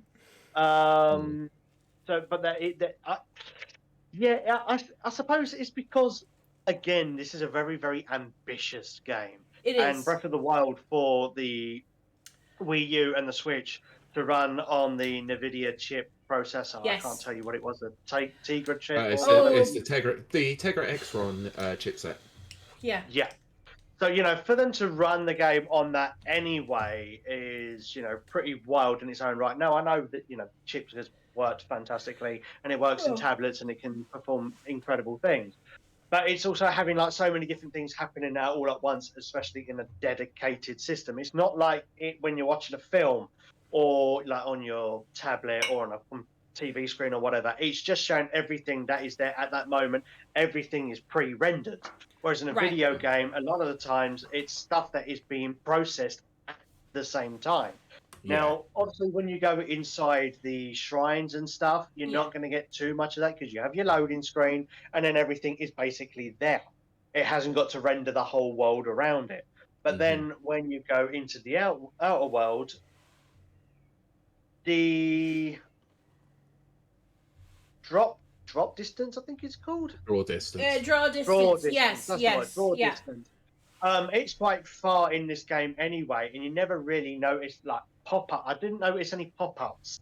I think I probably noticed maybe more pop-ups in Breath of the Wild than I did with this one. So right. Or it's just like slowly fades in right at the far distance. So I think it is definitely an improvement on on Breath of the Wild. Absolutely. And I do get the same feeling, that same sensation that this feels like what Breath of the Wild felt like back then as well, when somehow they managed to maintain that sensation.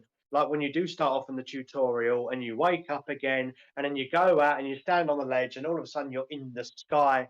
And that's kind of like replicates that same sensation you had when you woken up from the Shrine of Resurrection and then seeing Hyrule for the first time. Yeah. And there's a lot of like callbacks to that as well. Yeah, it's what a lot of people ended up calling the Breath of the Wild moment, where you go out onto the Great Plateau for the first time. You started seeing that in trailers from various different games as soon as that game came out, and it was like, okay, yeah. So I felt like this one probably wasn't the same sort of impact, but I'd get where you're coming from with that one. Like, it wasn't quite the same because I think it was trying to emulate it rather than be this whole new experience, new thing. But yes, like I will agree with you, the draw distance on this game is a lot better than it was in Breath of the Wild. I guess it sort of makes sense really that this is solely developed for the Switch rather than cross-generational between Wii U and Switch. It means that they've been able to utilize the performance a little bit better. So I think their only problem is that from what I've been hearing about, obviously, is the fact that you've got the Sky Worlds, you've got the main area of Hyrule, which is still the same map from before, but you've also got the underground caverns as well. So the map itself is like almost triple the size of this one. And part of me feels like they may have got a little bit too ambitious, which is fair. Like it's not a bad thing per se, but it is just sort of like, okay, can we start to maybe dial back some of this a little bit and ensure that it all runs pretty perfectly? Yeah, but I'd rather them dial some of that back a little bit and ensure that the performance was pretty solid throughout the whole thing, rather than still having these stuttering moments during high intensive scenes. Because whilst it's ambitious, but it is also Nintendo, who can also pop a load of money into development, and yet we're still seeing this from massive AAA companies, that games are coming out and they're not exactly fully optimized. And I just think it's sort of a symptom of what gaming is nowadays, where it's like, oh, let's just get it out, we can fix it later, maybe. Nintendo don't tend to do that very frequently. I mean, look at Pokemon, for Christ's sakes. It's still poor. Like, in terms of its performance, it's still awful. That is, yes. I mean, I didn't have as many, well, in fact, I didn't experience a lot of the bugs that a lot of other people have. And when you see, like, the compilations of these bugs and the models are just being pulled from every which direction and just not looking right and stuff like that. Fortunately, I never had that experience. Did I have a lot of drops in frame rate? Yes. God, yes. There's a lot of times it go down to, like you said, like 15 frames per second or something like that. Single digits at times as well. Single digits as well, just like hopping along. Ooh. And especially like when you're looking at things from far away. Now, one of the biggest culprits for that is the wind turbines or the windmills. Oh, God, yeah. And you're like close and it moves nice and smooth. And then you're like far away and then, it's moving at a single frame. It's like you're looking at a giant clock. Counting the seconds. Thank God you said that, because it sounded like you said something else. Oh! Gosh! L in there. Oh gosh! Yeah. Okay. Oh dear. Well, that moves us on to our next point. It's that giant robot that we've been seeing. Oh gosh! Oh my God! Oh goodness! I'm joking. I don't want to talk about that. It's so weird. That was just strange. Well, that was very, very strange. No, Kylie's getting the clown makeup on. Yes. Because we're moving to serious subjects now. All right, okay. But talking about wooden robots with giant penises. My favorite subject. Explode afterwards. But, oh gosh. Oh. Don't we all? Oh, Pete. If you only knew how long not necessarily disintegrate, but definitely explode. Oh my gosh. Okay, so my point being, because 10 years, guys, 10 years. But do you guys think, and I don't care who answers first, like with the 30 frames per second or whatever, is that gonna push Nintendo to put out its new Switch? Do you think that's on the horizon? Is that even a thing that's gonna happen? Oh my. Oh. Okay, right. Leave it to me. Go on. Look. As long as the sun rises from the east and sets in the west, there is always going to be a new video game console on the horizon. It's true. That is the sky is blue, the sun is yellow, grass is green. That is just what it is. Now, I know a lot of people saying about rumours, it's going to come out, it's going to come out. Yeah. And it's basically because they want the clout, because when it does finally come out, he said, guess what? I said it all along. And it's like, yeah, but you're basically, If you said it 5 times that it's going to be revealed at different times and you got that wrong, that doesn't necessarily make you correct. A good point. I know they say a broken clock is right twice a day. But it's still right more times than most of these people that say they're insiders. Yeah. Actually, that's very true, Mike. Yes, there is a new console. They're always working on new consoles. They're always working on new games. And I have this conversation with my brother as well. And he says, it's been about a good 6 years since the last proper Super Mario game, since Super Mario Odyssey. Yeah. They said, they've thrown out other games. It's like, so what are the other teams working on? You think, these games are so much more bigger and more progressive than they were before. We're not talking about when they did the original Super Mario Bros. And it was an 8-bit game, they probably had a team of about 10 people working on that. Like whereas now they have a 15 team of about 50 working on just one part of the game in like the Legend of Zelda or in Mario Odyssey. And, they brought in other teams as well, like Monolith Soft. Now, Monolith Soft are absolute legends. How the fact they can release their own game or multiple games whilst working on Zelda as well at the same time. As well as having that DLC story as well.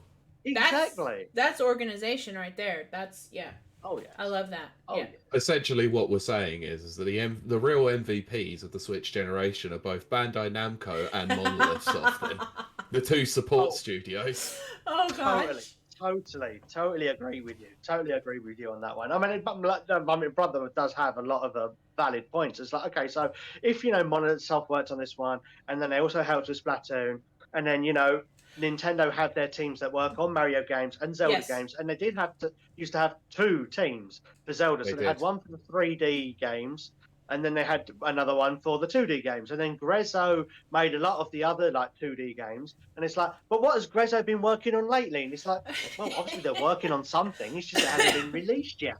But then games have become so much more progressive. It's not like every 2 years there's a game out now. Right. It's the same team. It takes longer to develop these, and there's more bugs, there's more possibilities of things going wrong. 100%. Yes, some games can release, and they're going to have some issues at launch. Why? Because there are some things that, it doesn't matter how many hours the developer puts in, or, quality testing puts in, and he goes, okay, well, I found this bug, I found that bug, and everything else was fine. And then you put it into the hands of millions of people. Yeah. 5 of them are going to find something that none of the other people found in that time, because it's trying different things. It's different eye sets. And it's always, like you look at something, you're working on something, and it always helps to get a fresh pair of eyes to come along and look and say, hang on, you don't do it that way. It's got to be that way. You know what I mean? So, yeah, I can understand having patches and stuff like that. They couldn't get away with that before the internet because you didn't have ways of downloading this kind of stuff. So, we'll do a patch update. Yeah, it's fine. No, they had to recall cartridges. Yes. And take out new ones. I think it was Metroid. You couldn't get to the last screen. I believe it was Metroid. And that's just how it is. You can't win like the original Metroid. You can't beat it because it's just bugged forever. Because there's no updates. It really does kind of speak to our current technology. It does, and actually, funnily enough, I was watching a documentary the other day that made me remember something that was very prevalent and very specific to Nintendo back in these days. A repressed memory. Oh gosh! I wouldn't say it was a repressed memory. I was watching the Smash Brothers. Honestly, one of the best documentaries on YouTube. Oh, that's cool. I'll send a link out to it. It's really, really good. Yes, but I love documentaries. So there's a moment in it where one of the players who's playing Smash Brothers Melee goes over to Japan to go and train. And I sat there and I thought to myself, hang on a minute, that's weird to me, because the Japanese version of Melee was completely different to the American version as well as the European version. They released separately and they had updates for them. So the Japanese version came out first and was the original version. They then took the US release and made patch updates from it, but released it as the full game. And then the European version was an updated version of that. See, I know we talk a lot on this show. About physical versus digital. In fact, I think everyone here has talked about physical versus digital on an previous episode. I believe we have. Yes. I believe so. Yes. Yes, we did. Yes. And we kind of already know everyone's stances. I'm very pro-digital and Pete's very pro-physical. But I will say that I think we've become accustomed... Oh, gosh. See? He got the physical version of Zelda. We've come very accustomed to... Oh, gosh. Mike also has the physical version of Zelda. Oh, gosh. My thing is, total aside, I'm never going to have a wedding, but I always thought that if I had a wedding, And like the moment you open the rings, if I could have like do do do do play, I would be so excited. Anyway, I honestly think Rachel would kill me if I ever did something like that. She would kill me. No, convince her. Oh, it would be so cute. I would love that so much. Anyway, I'm gonna have to live vicariously through Pete. Yeah. Sorry, can I stop you there just quickly? Because this came back to a point from earlier on. I was having a look at it. So, for an example, so you were talking about these hundreds of dev teams or devs that work on games nowadays. The original Super Mario Brothers from 1985. Yeah. 7 programmers and artists, and then the 2 directors. So I said about 8 or 10. Wow. 9 people. There you are. I'm far off. That is and one of them was Miyamoto. Yes. Yes. Oh my gosh. That is ridiculous. 9 people made Super Mario Brothers, and 200 plus people in a support studio made Tears of the Kingdom. Oh my gosh. But that really goes to say, and what my point was, you know, we've evolved, Pokemon evolved, to this new era where I think that we have become maybe too reliant. I will say too reliant on software updates that are pushed, you know, through our consoles.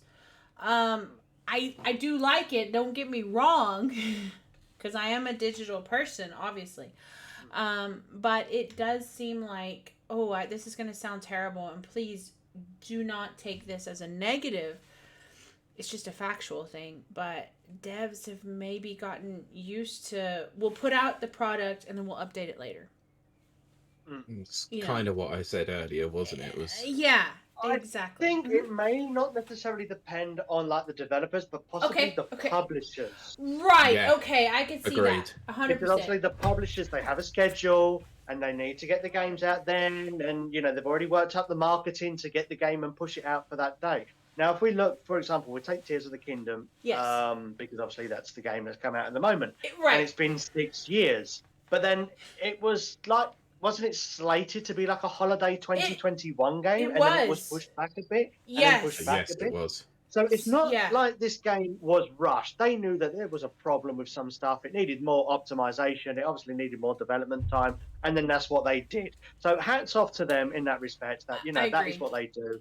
And also, Monolith Soft as well, being absolute legends. Obviously, they probably had the game sorted already when I talk about like Xenoblade Chronicles 3, when that was going to be released on September, and then all of a sudden it was released like June, I think. Yes, that's July, I believe. Yeah, they brought it forward a little bit. It was, I was going to say, it forward. It's like, well, we've got the game ready. We was going to have it released then, and then they pulled it forward.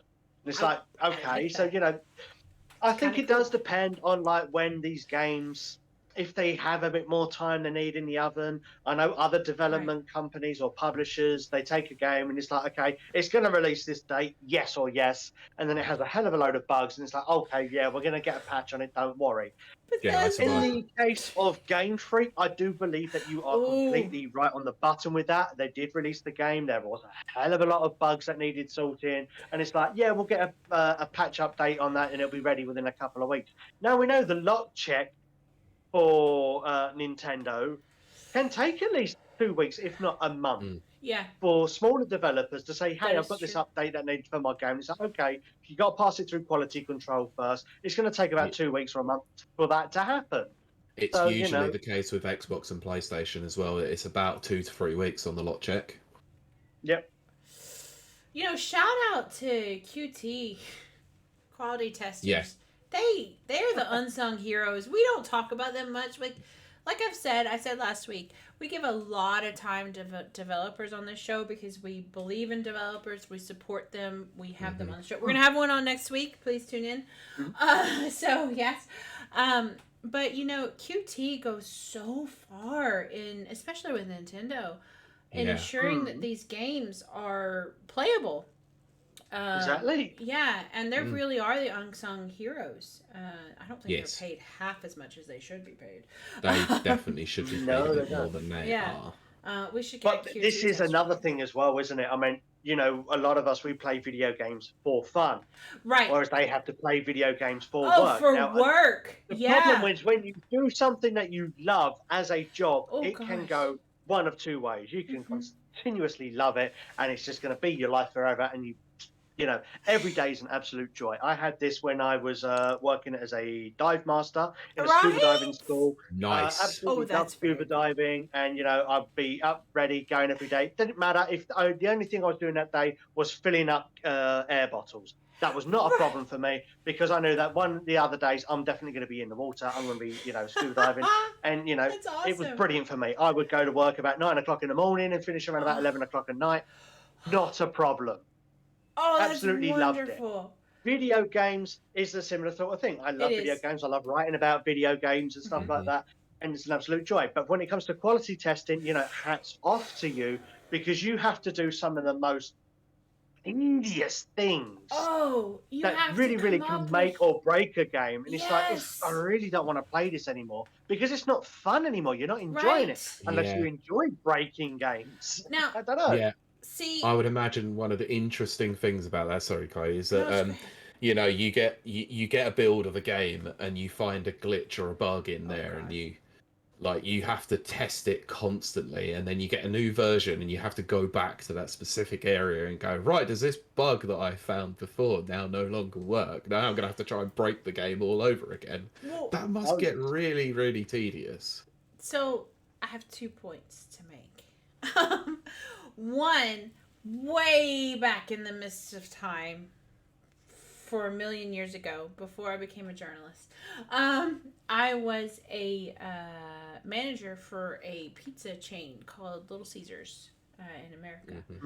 I swore up and down I would never have another pizza in my life because I was sick and tired of pizza. Because it became work, as Mike was saying. Yeah. Now, I will say I went to Italy not too long ago, and I had I don't know how to say that. Napoli. Neapolitan. Thank you. Neapolitan. That word. Pizza, and it was like the greatest pizza I've ever had in my life. And I will be making that over the next few weeks. That's just my life for the next few weeks. That's not the point. The point is I made pizzas and they had to be perfect and we had a standard we had to meet and blah, blah, blah. I literally was like, I'm never eating pizza again for the rest of my life. Which I kind of equate with quality testers as well. And then I kind of forgot my second point. Pete, what was the last thing you said? Because it was related to that. About QA testers? It was QA testers, but I forgot what you said. About trying the playing bugs, games and doing the new exact builds, same thing. Oh, that was it. So, if you're interested in QA testers, like watching the craziness that they go through, there is a YouTuber / Twitch streamer that I watch very frequently. I know I'm always dropping their names, but Let's Game It Out. He's very well known. He's got millions of hits. He takes games and he pushes them to their absolute extreme. And to watch, and then the developers come in and they fix like the things that he exploits and all this kind of stuff. But it is amazing to watch what a QA tester goes through. Like, it is very similar to what Mike is saying. Is what you take a game, and yes, we are all gamers. We enjoy playing games so much. But he takes a game and he just pushes it to its absolute limit, to his computer's limit. Takes it to the next level. Oh, it's ridiculous. Like, all of a sudden, he's got, like, in Factory.io, which is a game on Steam, which I'm very interested in, because it's my kind of game. He pushes, like, just the absolute biggest thing you can create there, which is like a nuclear fission machine or whatever. And he creates like a helix, of this, thing. And it drops the frame rate to like 3 frames per second. And he just pushes it. And it's like, these guys, they're really, like, I know I just said this, but I'm going to repeat it. They're the unsung heroes. They really do push these games to the limit. And they make the devs reach out and just make their games the best they can be. And I absolutely love this kind of symbiotic relationship that we see between QA testers and devs, and something like, you know, Tears of the Kingdom or whatever. I think Nintendo is very, I think they're kind of ahead of the game. If I'm honest, if I'm just being perfectly honest, yeah. Like, I mean, when it comes to that respect, when it comes to developers and quality testing of their games, they've always, you know, including on the original games, like for the NES and the SNES, they listed and they've had the QA original testers. seal of quality. Yes. Obviously, that's disappeared on the games now. You don't see that on there, but you know it's still there. You know it's still there. That beautiful gold. Yeah, the hardware, star. for example. Yeah, the hardware may still be like before the times a little bit, or you know, before current. Yeah. But you know, they push it to the absolute limits. They can make anything work on that system. I mean, if you look back in when they did like the Nintendo 64 and what the developers had to try and crack out of that. Oh gosh. Megabytes, not even gigs, megabytes.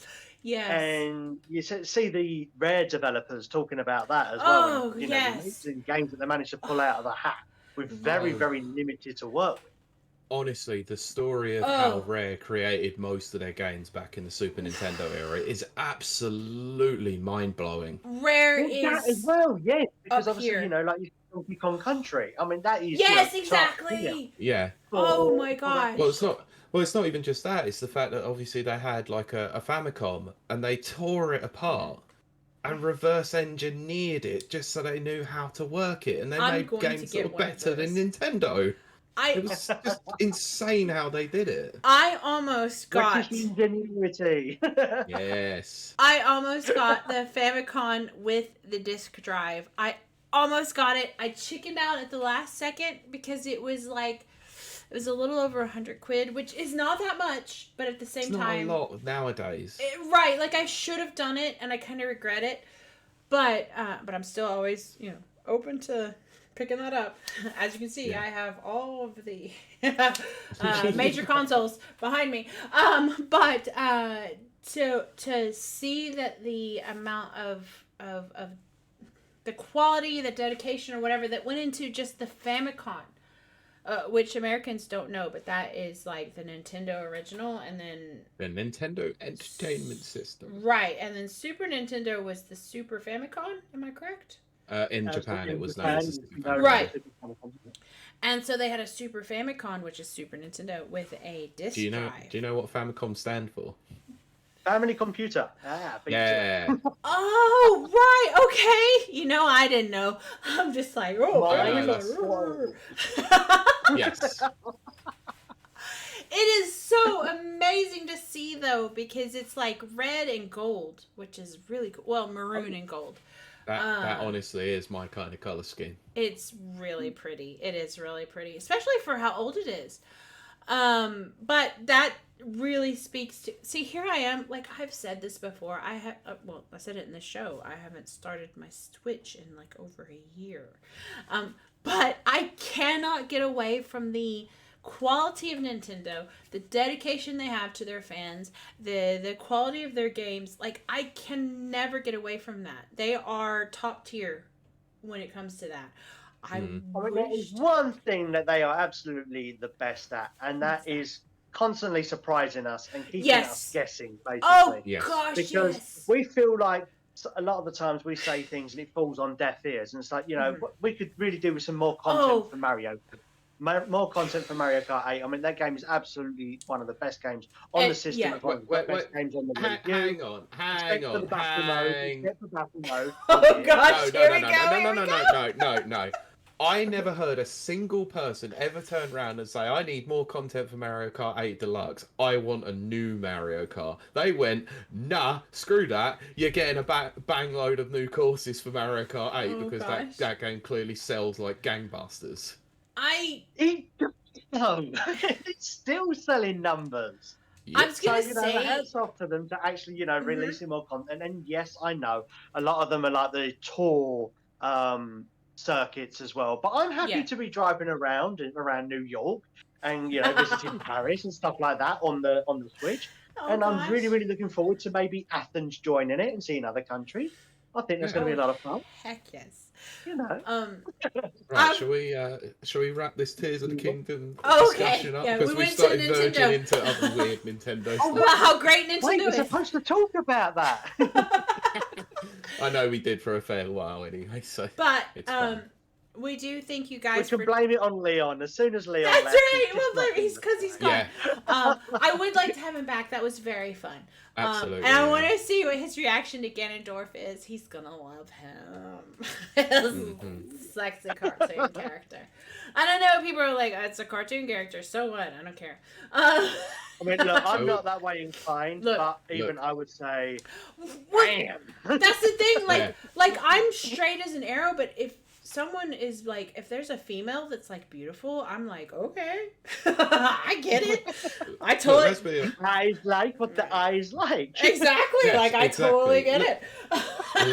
Let's all be honest here. It might be a computer game character, but look how the internet reacted to Lady Dimitrescu. Okay, so Lady Dimitrescu, yes, which I'm totally cosplaying. I promise. Wait. It's Lady Dimitrescu. Oh, sorry. Okay, I haven't played. I have not played a Resident Evil game in God knows how long, but even I. Okay. 3-4 remake is amazing. Get on it. Oh gosh.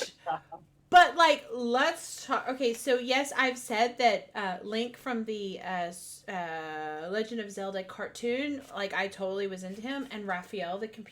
Computer turtle. I don't know where that came from. Teenage Mutant Computer Turtle. So I was totally into Raphael, but my first real crush on a cartoon character was 100% Gambit from the X-Men, the 90s X-Men. I was just like, oh, hello, you know? So when it comes to cartoon or fictional characters, I'm there. So guys, keep your eyes peeled for Ganondorf, because I'm not kidding. Look, I'm going to be the first one to admit that I might have lingered on Ashley Graham's model a few too many times in a remake, because it is damn good. I like her haircut, I'm not gonna lie. No, I think her remake I'm sorry, the design is, oh my god. I think I love Sincho. But I'll get to the chat in a minute. I have to agree that the remake, like, people were complaining, I know we're not talking about Nintendo right now, but people were complaining about the remake of Ashley. I think she looks great. Now, yes, okay, I have short blonde hair. Yeah. And I know her voice was the most annoying in the original game. Her voice was totally annoying. And I know that I'm kind of biased between, short blonde haired chicks with big boobs, but I still think it's a really good design. I think she's more realistic. I mean, obviously she's an actual character, like a real person in this. Exactly. Like, she has some really good interactions with Leon, actually. Yeah. So I don't know how we got on that subject. Talking about attractive characters in games. Let's talk about attractive fictional characters. Let's do a whole show on that. I think we do need to, actually. I'm for that. I'm for that. Male or female, I am there. Or anything in between. Sweet. That means I get to mention Pyra and Mithra then. Yeah, you can mention all of them. Pete has a thing for redheads. You've lost me now. Oh, I don't blame you. They are who introduced me to the waifu culture. So yeah, I can totally get behind that. Yeah, and I have got the amiibo pre-ordered as well. So yeah, I was so tempted, but I couldn't justify it. Constantly looking at it, going, yeah, that'd be a bit weird. Oh gosh. All right, look. To be fair, I have a lot of amiibo. I have over 100 and. That's fair enough. That's amazing. 150 amiibo, right? You can see my amiibo collection behind me. They're ones that mean something. Look. Well, seeing as we're here, look, I'll tell you what. Look. Okay, yeah, show us. Yeah. There's one of amiibo, which I have. Love that. Absolutely okay. Love that. Then we come round, and my god! Oh, I love it. Oh, I love it. So amazing. Much. Oh, I love the print Smash Brothers as well. Here as well. That's just a pop figure. Yeah, I've got pop figures everywhere. Absolute legend. We've got the Mario amiibo. Oh my gosh! Look at that. Okay. And that's the Lego Marios as well. And we've got Lego Mario, Peach, and of course, yeah. Yeah. We've We've got a couple of the Mario Kart Hot Wheels at the back there as well, and Van, which you saw in the last episode it was on. Yeah. We got Smash Brothers. Nice. I can see Banjo in there as well. Yeah, Fauna as well. So we've got Banjo, Donkey Kong. I love it so much. As well. Moving down, we've got Splatoon. In fact, I should bring the camera closer, really, shouldn't I? Look at that, Pete! Oh my gosh! Look at all that. Oh, the Detective Pikachu Detective Pikachu! Yeah. Oh my gosh! Oh, anyway, we're running over. We probably should close this out. We've obviously got Star Fox there. We've got Monster Hunter and Castlevania, the Street Fighters, Fatal Fury, and obviously Tekken, and then Yoshi's down there. Oh, yeah, we're done. Okay. That's amazing. So basically, I have got a lot of amiibo. So Pyro and Mickey are going to fit in somewhere. Oh, what I couldn't justify was getting the actual 1/18 inch figures or something like that. Ooh, the ones that are about 18, 20 inches. I thought, that would be almost impossible for me to get because if I got both of them, my partner would most definitely kill me. Yes, she would. Oh, those are so amazing. All right, now. Pete, do you want to do chat or do you want to do that after? I'm going to run through the chat quickly. Okay. So Sencho put, and this is a fair while back, so apologies for not keeping up, says, I love Wind Waker. That was the last good Zelda game for me. I have to agree 100%. I'm sorry, I do agree. I love Wind Waker. I have to disagree because whilst... I know. No, because Twilight Princess isn't as bad as everyone thinks it is. I love Twilight Princess. I love Twilight Princess for the story. I'll go back Wind Waker for the gameplay. Not so much the boating around. That did get tedious in the end. But the actual the dungeons and stuff like that, I very much enjoyed it. Twilight Princess, I enjoyed for the story. Maybe not so much the gameplay. Story-wise, it's really good. I think I'll go back through probably my first video game character where I thought, wow. Obviously, Tweely Midna are right at the end of the game, not the end. Yeah. Yeah, of course. I've got nothing against Sean. Video game characters. Nothing wrong against them. Yes. So like you said, the eyes want what the eyes want. Yeah, there you go. Nanoput, I'm going to have to go through and this stream and clip a lot. We got to that. Oh, gosh. Sencho then put the potential to crush them at will. I believe that was a reference to Petrescu. Probably. Oh, yeah, you got love her. I have the dress. I'm so ready to cosplay her. I'm like so ready. Yeah. Nana put in big block capitals, there was a Zelda cartoon. Yes. Yes. It was amazing. And it's as bad as it sounds. Oh my gosh, Nana, go look it up on YouTube because all of the episodes are on YouTube. He's amazing. He's just Deadpool. You definitely would have seen clips of it, probably referenced in various other things. If someone told me, well, excuse me, princess, I'd be like, okay, let's make out. Brilliant. He then put, see, that explains a lot right there. He reminds me of Deadpool. Yes, very much, very much. And then he put, I like Wind Waker / Skyward Sword Link. He's such a dork in those games. Yes, I love my dorky geeks. That's kind of true. Sencho put, this is a 30s video of some Link CDI quotes. What a legend. Yes. So there was a link in there. I'm so hungry I can eat an Octorok. Yeah, we're going to get to some very interesting comments now. Let's okay. So Sencho put 30 frames in 2033 should be a literal crime in my opinion. Even games on the SNES were 60 FPS. How the hell we get here? By the way, try playing Super Mario World on 30 frames per second or any first-person shooter and tell me how you feel afterwards. Let me tell you. Okay, because I want to tell you Super Mario World. Yeah. Played Super Mario World using the Switch Online service, and I felt input delay, and I've never touched it again because it doesn't feel right to me. But see, and then there's people like me. Like, okay, I have weird eyes. We've talked about this. My eyes are messed up. So anything over 30 FPS, I don't register. It just doesn't register with me.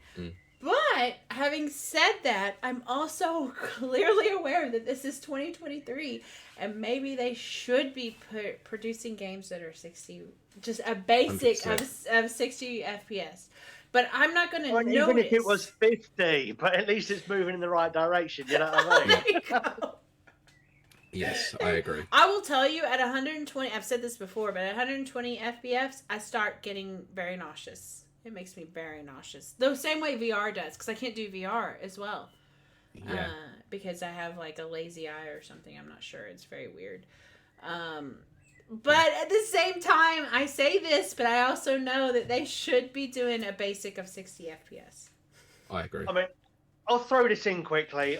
Every now and again, I play with my sister and her partner, and we play Fortnite together. Now, I normally don't touch Fortnite, but I do play it on occasion with them because, just sibling bonding and, it's fun. It's fun to play with people at times. It is to play with people, and then you just not fussed about, I just got murdered, or this has just happened, and you get some really, really proper sweaty tryouts. I miss playing. I was taught that word, sweats. Okay, I learned that from my play with. Trust me, I've got a fair few sweaty wins on Street Fighter. Oh my gosh! I didn't know that was a thing. Okay. So I play on the Switch, they play on PlayStation. Yes. And then my sister's partner, he can get in about 15 to 20 kills in a single game, along with us playing as well. You have got to be proper on it. And he will constantly snipe kills as well. So you're trying to put in so many bullets into somebody. Then all of a sudden he'll see the numbers come up white, and he'll go boff, and then they're dead. And it's like, trying to keep the language down. Well, I said, I'll tell you what, try playing it on Switch. And as soon as he played it on Switch, I think he only got like 1 or 2 more kills than me. But he totally got a new perspective and respect for me having to play it on Switch, which is only like 30 frames per second. Yes. And he plays on 60, which is obviously a lot more smoother experience when playing third-person shooters and first-person shooters. You do notice the difference in that respect. In platformers and maybe open worlds, maybe not so much. For example. I can tell you now from experience, actually. No, funnily enough, Fall Guys. I play Fall Guys on PC, and that's 60 FPS. Obviously, you can go higher, but when I'm playing it on PC, it's up to 75. Yes, my monitors. That's what my monitor is capable for. On the Switch, it runs at 30, and it is very noticeable. I remember you saying that back in the day when we would play it. I do miss playing Fall Guys. Yeah, but there would be a difference. And actually, I noticed on Destiny, which is my kind of touchstone or whatever, maybe even Halo, that you would get people playing on, let's say, PC who were, hitting at higher frames. Oh, definitely. Sniping in like I literally just poked my head out and sniped immediately, and I'm like, okay, no, that's not right. And then it dawned on me they have a higher FPS rate. So that's weird. Frames per second and first person shooter are both FPS. Conspiracy. Yes. So frames per shooter. Yeah, exactly. Yeah, my second. Oh gosh. But anyway, Pete, do you want to keep with these? Yes. Chat. Sencho put poor Kimon. Yes, I love it. Oh my gosh. He then put the seal of quality meant absolutely nothing though. Well, I mean he's right. Wait, but you guys correct me if I'm wrong. Because, I could be wrong. I could be. But didn't Nintendo, it was very, it would only give the seal of approval to certain people, if they... First party games. Yeah, exactly. It meant a lot back then, right? Or is that just me with nostalgic glasses? It was more the fact that it was a Nintendo EAD developed game or... basically any first-party property that was developed in conjunction with Nintendo would get the seal of quality. Okay, let's talk about something right quick. Okay, so I was born and raised in East Texas. which is like Evangelical Central. So my mom knew I loved Nintendo, like obsessed, like I was obsessed. I'm autistic. I was absolutely obsessed with Nintendo as a child. But because she wanted to make sure that I was okay with Jesus, she went to the Christian bookstore, because in East Texas, there's Christian bookstores every, like, there's a McDonald's and there's a Christian bookstore. So we got a lot of Christian video games. I forget the publisher. Yeah. I think I know where you're going with this. Oh, yes. Classy Bible games. Or something. Oh, yes. Like, the Bible games were, like, I had a sack. And none of them were Nintendo seal of approval. None of them. They wouldn't be. And they were awful. Okay, I say that. No, they were awful. They were awful. But that's all I was allowed to play. They had Milon's Secret Castle for some reason, which I could never figure out. But that did have this Nintendo seal of approval. But the Christian games never had the seal of approval. And I have to admit, looking back on it, now, as a child, of course, obviously, I didn't know. They're terrible games. They're awful. So I kind of think that I suppose, in a way, if you think about it, the original The Legend of Zelda game, it had to readdress a lot of things, because obviously it had, like, the red cross on the shield. Yes, so maybe that didn't get the Christian seal of approval either. So, give and take, really, isn't it? So I had, as a kid growing up, this is for our audience, I had the golden Legend of Zelda #1. Because it was gold. Nice. I saw my neighbors had it, and I was like, I need to have this. I just have to. It's gold. And then I had Legend of Zelda 2. And then I had Super Mario Brothers 3. And then I had this Bible game. 2 out of 3 of those games were good. Yeah. And I had a Bible game that was about Noah's Ark. And then Abraham as a you're his older sister, and you have to, like, take him through Egypt. And then you're also Mary trying to save Jesus. Oh my god. Yeah. Milon's Secret Castle, which, please, people, look that up. I think AVG did a Milon's Secret Castle video over it. I think he probably did. It was such a tough game. I couldn't get off the first level. And then I had just, like, all the Jesus games. Because my mom's like, oh, what was that called? It was like Zen or Zoroaster or something publishing. It started with a Z. But anyway, my point in saying all of that nonsense was that none of them had the Nintendo seal of approval. And they were not good. They were not good. Super Mario Brothers 3 was something to some degree. Yeah, exactly. I have to say it did. It did when it came to Christian games versus Super Mario Brothers 3, which I loved and adored. Okay. Right, I'm going to read these next 3 comments as a block because they are technically the same. So Sencho put, our company completely dropped the QA team, which peed every developer off. Oh my gosh. Because now they have to find some rando to test their stuff. Yes. Or do it themselves. In brackets, which is the worst thing you can do because you should not approve your own creation. Needless to say, quality went down the drain even more. Nintendo is so great, especially their hardware and multiplayer networking infrastructure. Had to say it for some contrast in there, and he put a funny face because I think he's being sarcastic on that. Yes, but we talked about this, I believe it was last week, Pete. Or the week before. No, it was last week. Sprint was last week. Where Microsoft used to do in-house group evaluations of their games. They did Halo 3 was the first one where I was we were talking about this in terms of their internal, like, review process, weren't they? Yes, exactly. So once you kick out your QA testers, holy crap, I don't do that. All I'm saying is, devs, if you're out there and you're listening, and I know you are, so your QA testers really are the, like, linchpin. They are so important. They are so important. I mean, Halo 3 wouldn't have been what it is, and it is absolutely god tier. I'm sorry, Peter. It's just... No, I've just read one of the comments, and it's... Okay, go ahead. Go ahead. Nana put, also look at how the internet reacted to hydrated Ganon. That's what made me laugh. I was like, oh my god. Hydrated Ganon and how everyone is thirsty for him. Oh, I'm thirsty for Ganon. Okay, look, I'm thirsty for Link the Twink because that's my steez. You do know I'm naming the episode that now. You should, because I love my slight little blonde-haired, blue-eyed. Wait, are we allowed to call the episode that? I hope we are. I am still doing it anyway.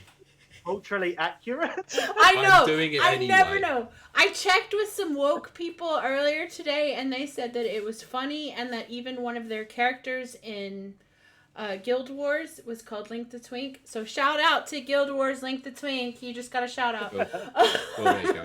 Well, we're naming it Link the Twink now then. Okay. Because Twink apparently doesn't mean what it used to mean. It just means a really pretty tiny boy.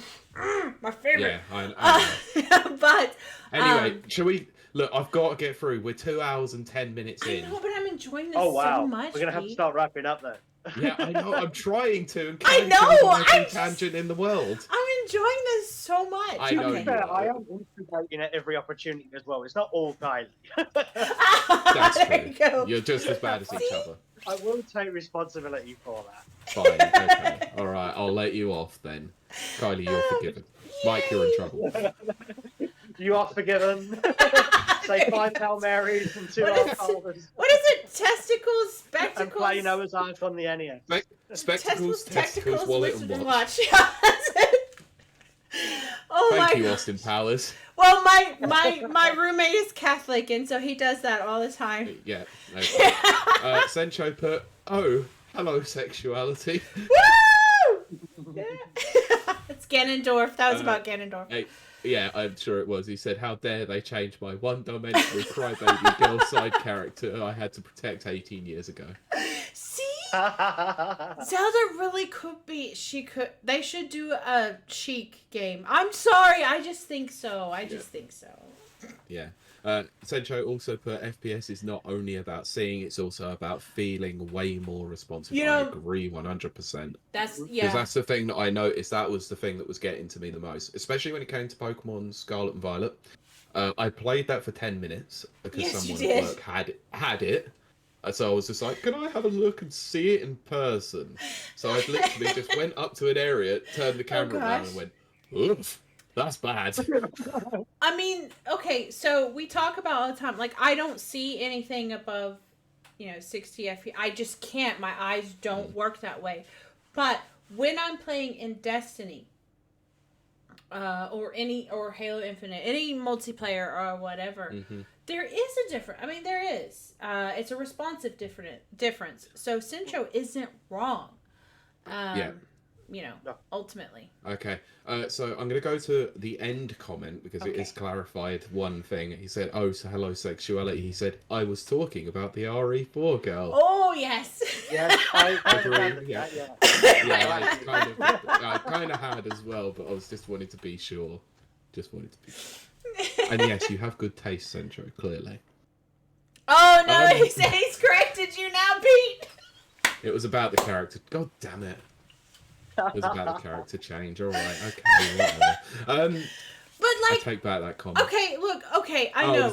Sexuality was about Kylie's 90 Twink Link. I was gonna say, very, very briefly, Pete, I promise, we're gonna wrap this up, even though I'm enjoying myself so much. I'm sorry, but, guys, think about it. Okay, so, Zelda 1, for lack of a better word, he was kind of cartoon Link, as we know him. Zelda 2, he comes out, he's the tall, Link that we know from, it becomes the cartoon. Be careful, Kylie, because we have a split timeline here where this could start getting weird. Okay, I know, things start getting weird with the whole timeline between cartoon Link and whatever 3D Link. And then not even just that, the fact that it's mainly Ocarina of Time, isn't it? Child Link. And the Child Link. Thank you. Thanks, Mike. You picked up on that. They're so correct because Child Link happens, and I'm like, I zone out. I'm like, oh nope. I forget that part of the game exists. I like young guys. I don't like them under 18, okay? But I just did that to see Pete's face. You do know that the first part of that is probably going to be the bit that will get clipped. Oh, great. Great. Nana's out there clipping everything. But Kylie likes her boy toys. I 100% I'm do. doing the same to Kylie now, alright? Yes. You're happy now? You're happy now? Sincho, we are on the same page. Okay, let's be on the same page here. We like our Twinks and we like them over 18. 18 plus. And you also get character assassinated by me.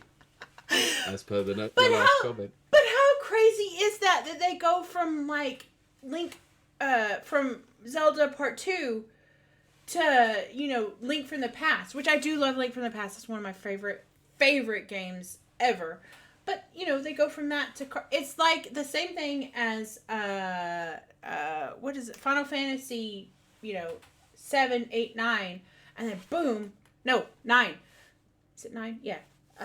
9 is cartoon. They're all cartoons. What, you mean the one with Zidane? Or Zidane, yes. Sorry. Zidane, yeah.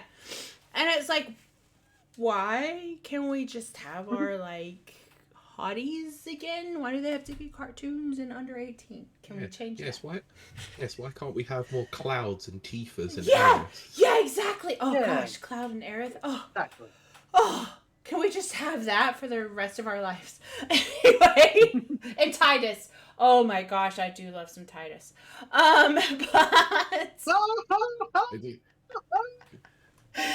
my gosh. Titus. I called him Titus. Maybe he's Titus. Yeah, everyone else calls him Titus, though. Do they really? Yeah, I called him Titus. I called him Titus. Yeah, I used to call him Titus. Yeah. I love his and little... it was Yuna. And then, what's the other one's name? Oh, who was the black mage? Yeah, she was beautiful. No, Luna. Yuna is amazing. No, Luna. I think. Oh, Luna. Well, the one with the black fur. Lulu, sorry, Lulu. Oh, maybe that was with her boobs showing, and she was amazing. Yes. Oh, I think that's amazing. probably the first video game character that I looked at and thought, oh yes, I can definitely, yeah. Oh, I get that. Admit the same I get thing, that. yeah. Okay. But I will say this: my very first boyfriend, and we're talking like not serious. You're kind of like your first little playground boyfriend. He looked exactly like Titus. I was like, I like you. Do you play video games? And he was like, I play Super Nintendo. I was like, okay, let's be boyfriend and girlfriend. But it was like, oh, totally. Wait. Hang on a tick. He plays Super Nintendo.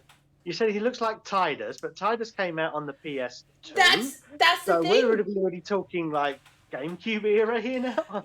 He only played up until Super Nintendo 2, and I was like, let me introduce you to this whole new world. He didn't last. But I loved his little bleach blonde hair. Oh, and big blue eyes. Into my parlor, said the spider to the fly. Exactly that. Come, my pretty, come. That's like, you really are a pretty boy. Oh, that is my weakness. He's watching this right now and going, oh my gosh. Sometimes I wonder. That would be quite funny. It would be funny. My first. Oh, so the only reason you dated me is because you were like Titus. Exactly. I was like, yeah, let me show you this game. Do you know Waka? I'm pretty sure the tides were turning that day. Also, Kingdom Hearts is out. You might like that too. God, I was a super nerd, guys. Anyway, but anyway, to be fair, Castlevania also had the same problems. Oh, wait, I have to go. Like, I'm a whoop. Okay. Anyway, Centro put one of the best AVG episodes. He did Bible games and Milo's Secret Castle. Oh yes, he did. It's Milon's, but I kid you not, guys. I got that Milon's Secret Castle. I think I was 8 years old because my brother had the Sega and Super Nintendo in his room. I only had the old Nintendo. So I bought like old games. Milon's Secret Castle is so difficult. And what, Pete? Nothing. I'm just reading comments. Okay. So if you can get the ROM, cough cough, because you own the game, cough cough. Try it. It's an original NES. I might own said thing because I own the game, cough cough, so therefore I have dumped the there game, you go. cough cough. Cough cough. It's very difficult. My mom was so happy. She was like, "Oh, look, Kylie, a Nintendo game, because you like Nintendo." And I was like, Mylon Secret Castle, what is that? And it was so tough. Yeah. So tough. Anyway, keep going. Yes. Nana put, I thought that meant pretty boy when I first heard it. I didn't realise it had other connotations. Are we talking about Twink? Because that's how I mean it. Yeah, so people for out there in Never Neverland, so my current friend is 18 years old. Sorry, I'm attracted. I attract young people, and she goes by she now. It's what keeps you young, Kylie. Exactly. And she told me that Twink doesn't mean what it used to mean, so I can say it. Because she's like, no, it just means a pretty boy. And I'm like, good, because I love me some pretty boys. Okay, now you just sounded like a predator. Oh, no! Anyway, Sencho put, come on, guys, keep throwing things in the chat so this episode could never end. Yes! My favorite episode! We read through those comments. Sencho then put, Pete is character assassinating me by making me look like a creepo because I don't like the new Zelda. Sorry, I said you had good taste for liking Ashley Graham. That's great, Sencho. We have missed you. We have missed you. Thanks for coming. Nana put, no, nothing that can get you in trouble usually gets you clipped. Yeah. Now, so for people who don't know, Nana does the best clips. I was looking at them the other day, just going through the past year or two of clips, and it's just like, oh my gosh, I actually said that. Kieran actually said that. Pete actually said that. We actually said that. I'm not sure it's hard to believe that we said things that could be radically misconstrued. That is true. Oh, yeah. Well, yes. That's true. Oh, my. We usually say stuff that could get us in trouble with most people, but for some reason we skirt that line. Because they just got to come back and look at the whole episode and realise it was taken out of context. Exactly. Totally out of context. In our case, it definitely is not. It is, the full context is Thanks, Mike. I can see you trying. Wink. Yes. Yeah. Nana put, or should that be Twink? Yes. Nana put, God, this has been an episode. Yes, it has. Hasn't it indeed? Sencho put, give us long white underpants link back. Funny you should say that. You do lose your clothes. Yep, you start out the game basically in boxer shorts. But they're black. Blackish gray. Kylie in boxer shorts. Yeah. That's where I was like, oh, look at them thick thighs. Link, you grew into yourself. You had to traverse all across Hyrule. I mean, it was like... Dude, those cars weren't going to make themselves, were they? Climbing up the mountains and, Well, remember what they say, thick thighs save lives. They do indeed, regardless of gender. Oh, yes, 100%. I'm on board. Sencho put playground boyfriend with shocked face. But Brent was right. It is Lulu. Brent was right. It was Lulu, yeah. Lulu with the... We did say that earlier on, okay. which is why I skipped it. So. Oh, okay. Nana put with the cross and holy water. Oh god. Sencho put Twink means second character in MMOs to me. See, this is my thing. This is how weak I am, Pete. This is how weak I am. I see stuff like Genshin Impact and all the different MMOs, and they throw up those Twink characters, and I'm like, oh. Yeah. Oh, I don't like MMOs, but I like you. Dear. Hello there. Hello there. That's my best Scottish accent. Nana put in big block capitals, what is this episode? Thank you. The Twink episode! We are all thinking it. We all came here for one thing, and it's moved on to something else, and then something else. This is not what I imagined when I put this episode together. About it's exactly what I imagined.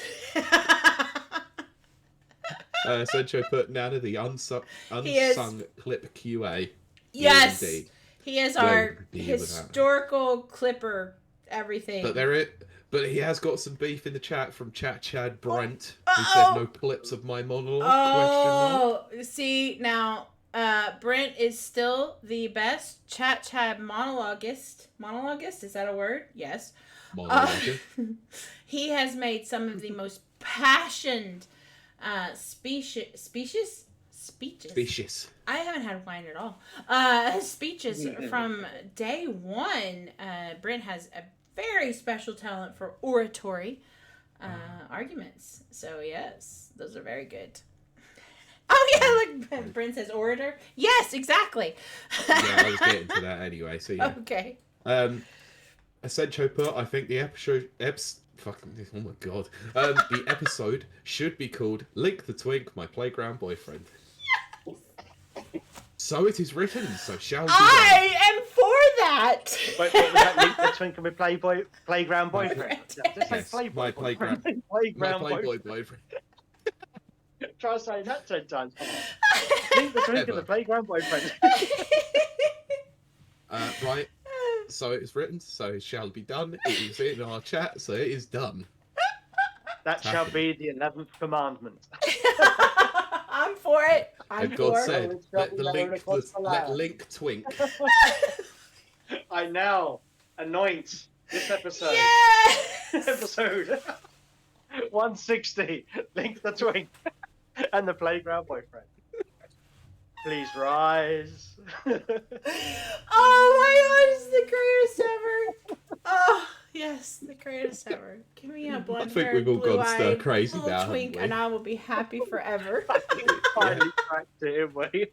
I think we have, yeah. So I meant that in regards to Castlevania, like they didn't change the name of the holy water and the cross. That is correct. Nana put, cause Mike mentioned the Red Cross. Oh god. Nana then replied to Brent and put, I'll try to get around to it, so it's been called out, so therefore he shall do. Anyway, Sencho put, my playboy ground friend. Nope. Love it. Wait till you guys get to Ganondorf. He's slow commenting now. He's not making this episode. Well, whilst that's going on, I love our chat so much. We have the best chat. I see them coming in. I see what you're doing there. So, right, let's wrap this up. We have the best chat. Okay, so thank you so much for joining us. This has been such fun. It's been such fun for me. I'm trying to ignore chat right now. I'm trying to as well. That's all I've had all week. We've been talking about my favorite subject, which is Twinks. And I'm allowed to say that, apparently, according to my 18-year-old friend. Oh my god. I'm definitely the spider, and they are all the flies. I hope you've seen their ID card. I hope you've made sure they are over 18. Yes. Well, you employed them as it. I hired them to work, so I had to be sure. Oh, this has been one of the best episodes. I have enjoyed it so much. I've enjoyed having. To be fair, if some guy says that they have an 18-year-old friend, you think, Well, see, this but is the girls the thing. think it's fine. This is the thing. Oh my gosh. So, I know, Pete, I'm sorry. Random aside, but yes, being female and being a MILF, because apparently MILF doesn't necessarily mean mother, it just means older lady. Which is weird, but okay. But apparently, like, that's not as creepy. So I get to, like, mac on all the, like, I love young guys. I'm sorry, I just do. Like, apparently it's not creepy. It's, like, really sexy or whatever. So I'm like, okay. Kiley, we're going to have to be careful because we're treading into dangerous waters and you might end up on the register.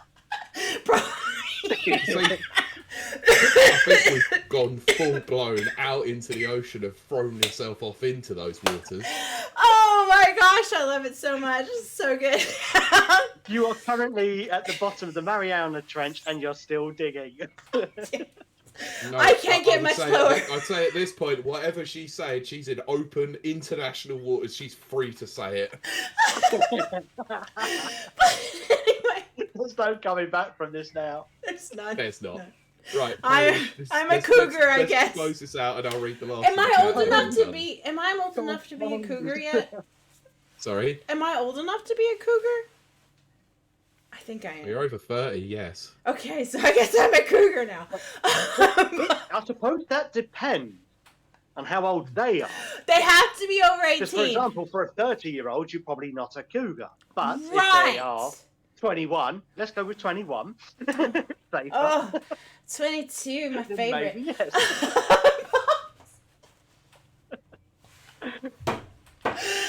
See what I've got to put up with here, chat. Poor Pete. He does have to go through this. But anyway, this has been so enjoyable. This has been one of my favorite episodes. Nana says, yeah, I'm ignoring where the are we going with this? Over the very end. Come on, Kylie, wrap this up.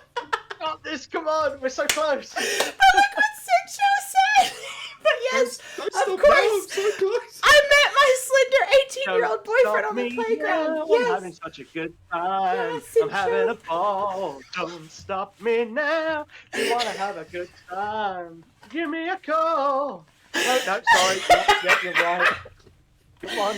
Oh, this is my SpongeBob dance.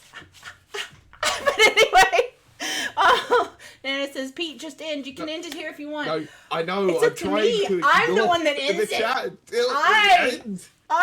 This has been one of my favorite episodes. Thank you guys for joining us and revealing my love of Twinks. I know. It has been so enjoyable. We're so glad that Leon joined us. I hate that he had to leave early, but we will definitely have him back. He was so much fun. I cannot wait to hear his feelings about Ganondorf when he meets him. More so. I think he's gonna love Ganondorf. But as always, it's always been great having Mike on because Mike is a friend of our show. Aww. Thank you. I do love being on. Thank you, guys. It's so much fun. It's always a fun. great time joining. We have a great laugh. I'm ignoring chat. If I can make at least one person laugh. Oh. And if I can make two, even better. I was going to say, Mike, I don't remember what the first joke was, but it cracked me up. That's what I remember. Well, I'm going to be watching this on YouTube tomorrow anyway while I'm cleaning pools, so I'll let you know. Nice. But yes, but Mike, while we have you, where can we find you out there in Never Neverland? Okay, well, currently I'm running around Hyrule Field in just a loincloth kind of thing because it doesn't sound close. Oh, wait, no, sorry, that's in the game Zelda, sorry. You can find me on www.miketendo64.com. That's where we post all our latest news, reviews, personal views, giveaways, and so much more. We're also on Twitter as MikeTendo64. We're on YouTube as well. And if you're archaic and you like Tumblr, we're there too. That's good. So I will admit we're not that old that we have a MySpace page. So. Oh, MySpace. Do y'all remember MySpace? I do. Yes. That was my high school years. My page would never load because I filled it with so much stuff. I believe Mad World was my song of choice. I was very emo. I had the Winamp thing on there, so I had about 5 or 6 different songs with it. Oh my gosh, and I believe it was Black and Red for me. Very emo. Nice. Very emo. Oh, high school, I miss you. Not really, because I hated high school. But, oh my gosh. What about you guys? Where can we find you? Pete, where can we find you? Yes. So you can find me on Twitter at PeteBeckett1. It's the normal place to find me. Don't know if I'm going to stick around there too much longer, but we'll see. You can also find me manhandling at times the Rapid Reviews Radio Twitter, which is desperately neglected at times. So I'll get onto that at some point. I mean, I know. I know. Yeah, Kylie, what about you? So I am just about nuked all of my social media. I'm sure I will come back eventually, but if you want very rare updates to whatever, I'm on Instagram at Kiley. I'm probably on Xbox at Kiley as well, but I haven't signed on to Xbox in like 6 months. I've been playing on my iPad.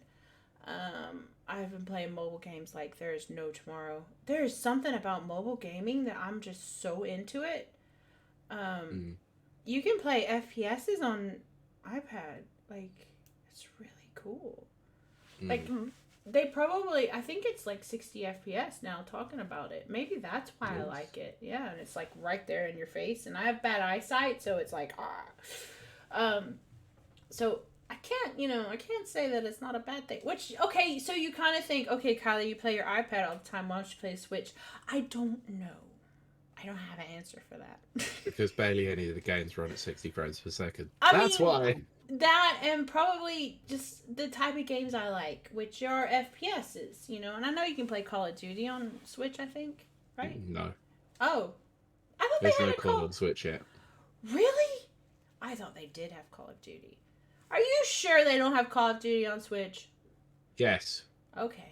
They've got many different clones, but there's no Call of Duty on Switch. Oh, I think there's games in those modern combats, which was a mobile game anyway. That's so crazy. So they made an agreement to get COD on Nintendo platforms if the Activision Blizzard deal went through. Oh, right. Right, we have the emails to that. Yes. Yes, we do. We do. Such a good episode. Let me read the last bits of the chat. And then do that. So, Sencho put, nope, I will keep chatting. Separate messages. Nana put, okay, time to end. Lol. I know, then we really put, should. Pete, my scheme revealed. Nana put, Pete, just end. You can end it here if you want. Sencho put, but yes, of course, I met my Sorry, Mike.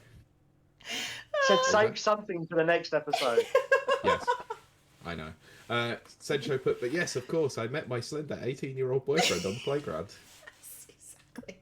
I see nothing wrong with this. 18 is legal. Nana put in big block capitals. Where are we going with this? Where are we not going? And then Senjo put, unplug the power cord, Pete. There is no way out. That much is true. But I'm also going to read these last two comments. I'll finish. I'm not going to finish with the first one. It said, "Take care, everyone. Hope you all recover until the next episode." I know I won't. But previously to that, he did put Kiley. I don't think that either. Which is going to be really interesting next week. And then Sencho put, Kiley is only into dry Ganondorf. Hydrated is too thick. It's true. I like my slender slight boys. I do. Right, that's it, everyone. Thanks for commenting. We're gonna go now. They have to be under. They have to be under 5'10". That's all I'm saying. Just end it. Take it out back, get the shotgun, and cull it. Once upon a time, I was on Tinder. No, this is like years ago. And my Tinder said, "Don't message me if you're over 5'10". Never gonna end, is it? Oh, I hope that was loud. Anyway, we are close. You just need to push that button. This has been. I'm waiting for Kiley to do the closing. This has been a fabulous episode. We will stay like 2 minutes after, but this is it. We're done. Thank you so much for joining us. We really do mean that from the bottom of our hearts. You can choose to spend your time with anyone, and the fact that you choose to spend it with us means the world to us, and I freaking mean that. That's not just whatever. Oh, I got distracted by chat again. Anyway, thank you so much. So we will see you and talk to you next week. Bye. Bye-bye. Oh, thank God it's over. Hang on, I'll be back in a second. Hang on. That ends the podcast portion. We'll do 2 more minutes of Twitch, and then we'll wrap it up. But this has been a great episode. Yeah, Mike, I don't know how you kept that link hat on. I would have sweated the whole time. It's warm, I must admit, and fortunately got a window open next to me, so it's like freeze. Oh my god! I could see that as the episode was going on. I could see the shine, especially when you turned the light on. I could see the shine on your face. I'm like, oh god, it's got to be warm over there. Oh yes. Oh, must be great though. I'm gonna go wring my t-shirt out in a minute. Black was the best and worst colour choice. Oh gosh, yeah.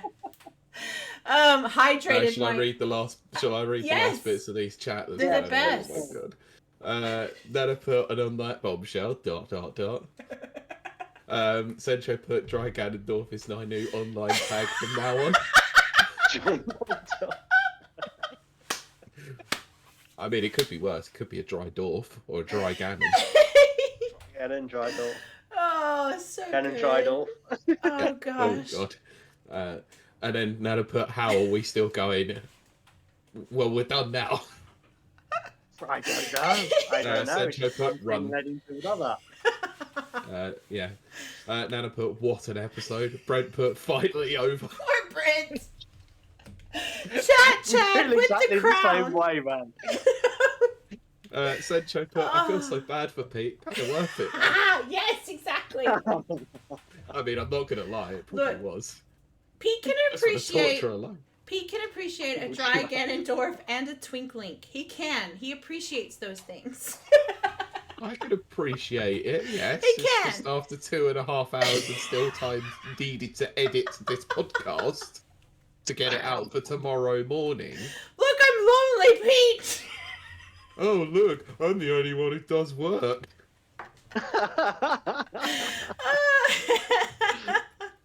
What's the response to that one, Kylie? Come on.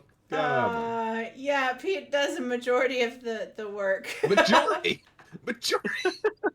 I just admire Twinks and Pete does. You just show up.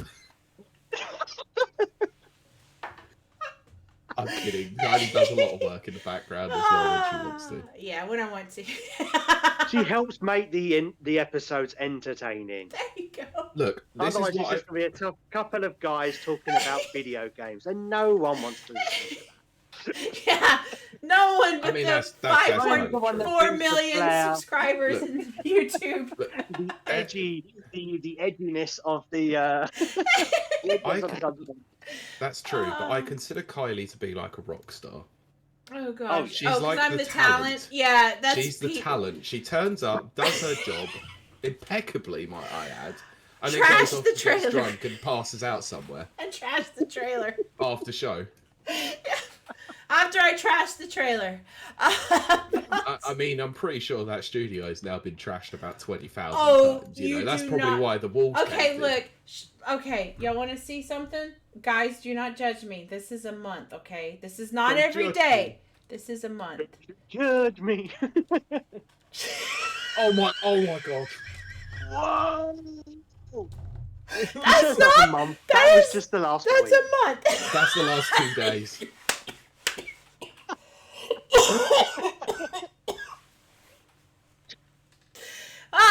Well, we've just gone from having a podcast talking about video games to a full-blown intervention. I was going to say, what is this, an intervention? So, Kylie. We're here for you. We love you. We respect you. We don't want you to drink anymore. But you have a problem. Please, think of the children. What children? Exactly. Think of the children on the playground. It's like, when I get called a MILF, I'm like, what? What? And then I find out that MILF is just like 20-year-olds version of 30-year-olds. They don't actually mean like mother. I'm like, okay, that's weird. It's just it's another word for cougar. Yeah, it's another word for cougar. I'm like, okay. Although, like, real cougars are like, you're not a cougar, you're a mountain lion or something. What?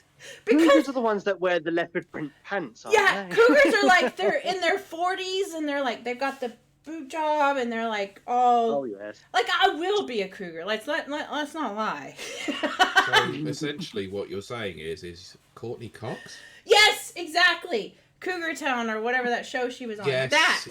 That's why I said that. Yeah, and they call me like Mountain Lion or so. I forget what they call me. But anyway.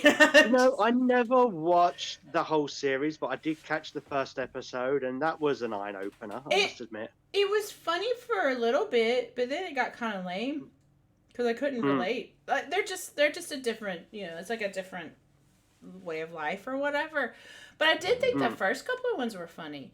Do you want to read chat, Pete? Let me just have a look. Because there's a lot. Right, where do I get to? Oh, good God, what an episode. From now, he says, I feel like this is the most that Kiley has gone off topic, and that is saying something. I'm dealing with a lot. No, we really went off topic. Did we, though? Link is a twink, Ganondorf is hot. I think we stayed on topic. Centro put, this was really fun though, wish I caught this earlier, had a pretty bad day and this cheered me up a lot. I'm so glad we could help. Oh, that's 100% why we do this. And I act like a silly, crazy person. Yes. Well, we're glad that we could entertain you for a few hours a week. Absolutely. Centro then put, she shows up for the show straight from the playground and puts on a show. Exactly. Damn. You know what? I told my 18-year-old, what do you guys call it? Like, I call it intern. What do you call it, Pete? Work experience, intern, whatever. Yeah, work experience person. I was like, look, here's what all I want. I just want a house, like, I want, like, a harem, but a non-sexual harem of just pretty boys. But they don't have to do anything. They just have to lay around and be pretty. Why is Harry come up for another time in a conversation this week with me? Why? Watching Pete's reactions are the best. Why? Like, I don't want to touch them or interact with them in any way. I just want them around. No, I just meant this is the second conversation I've had about harems this week. If you decide to have a career change, do not become a preschool teacher. Oh, no, I'm pretty sure I'm banned. Or a secondary school teacher. Don't become a teacher. I don't think it would work out, to be honest. You know what's funny was like I think you'll find quite a few twinks there. Exactly. Before I was, I went to school for journalism. I became a journalist, blah, blah, blah. But before that, I was going to be a band director for high school.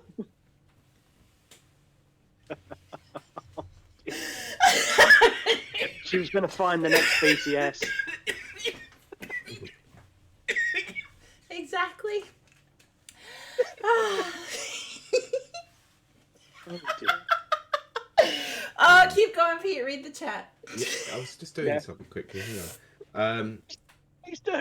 Oh. I'm getting scared now. Oh, it's so good. No, I was actually finishing up something. So, I'm not going to judge you. That's probably an autistic thing, I think.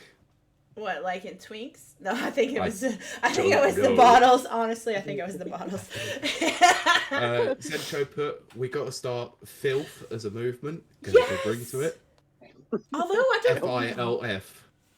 So my 18-year-old intern, she calls them peepaws. She says, what? Yes, she says that. What's his face? Pasco.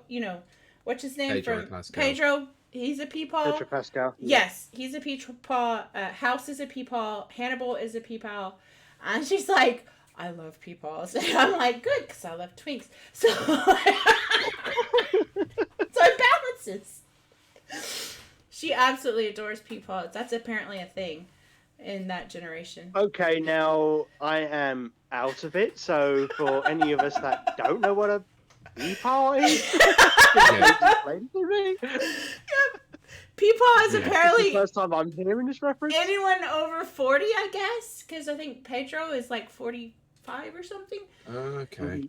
Yeah, she's like, oh, he's a peepaw. I'm like, okay. I am not feel that like we're running out of creativity here, and we're in the younger generation. I mean, we said MILF or whatever, it stood for something. Yeah, apparently MILF doesn't mean just me thinking, mom. Like granddad. Oh, that's my PayPal. Yeah. I mean, considering the other day, right, I went out to the pub on Friday with a couple of mates of mine who I've not seen for a while. Oh, gosh. And I was, Kylie, I think you will remember a certain time where a certain someone was talking to me about young person lingo. Yes. And then I finally realised how old I was when they said drip. Right, which I know. And I was trying to explain to my friends the other day about how I felt old. And they were like, what the hell does drip mean? And I'm like, yeah, exactly my point. Yeah. And drip is old now. So... Oh, for God's sakes, I can't keep You up. need to get an 18-year-old best friend like I have. I get to know everything. I don't know if I really want to at this point. I know.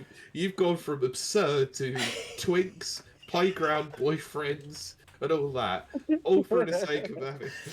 My last 3 best friends... for our listeners... Oh, goodness. My last 3 best friends have been 18, 19, and 20, I think.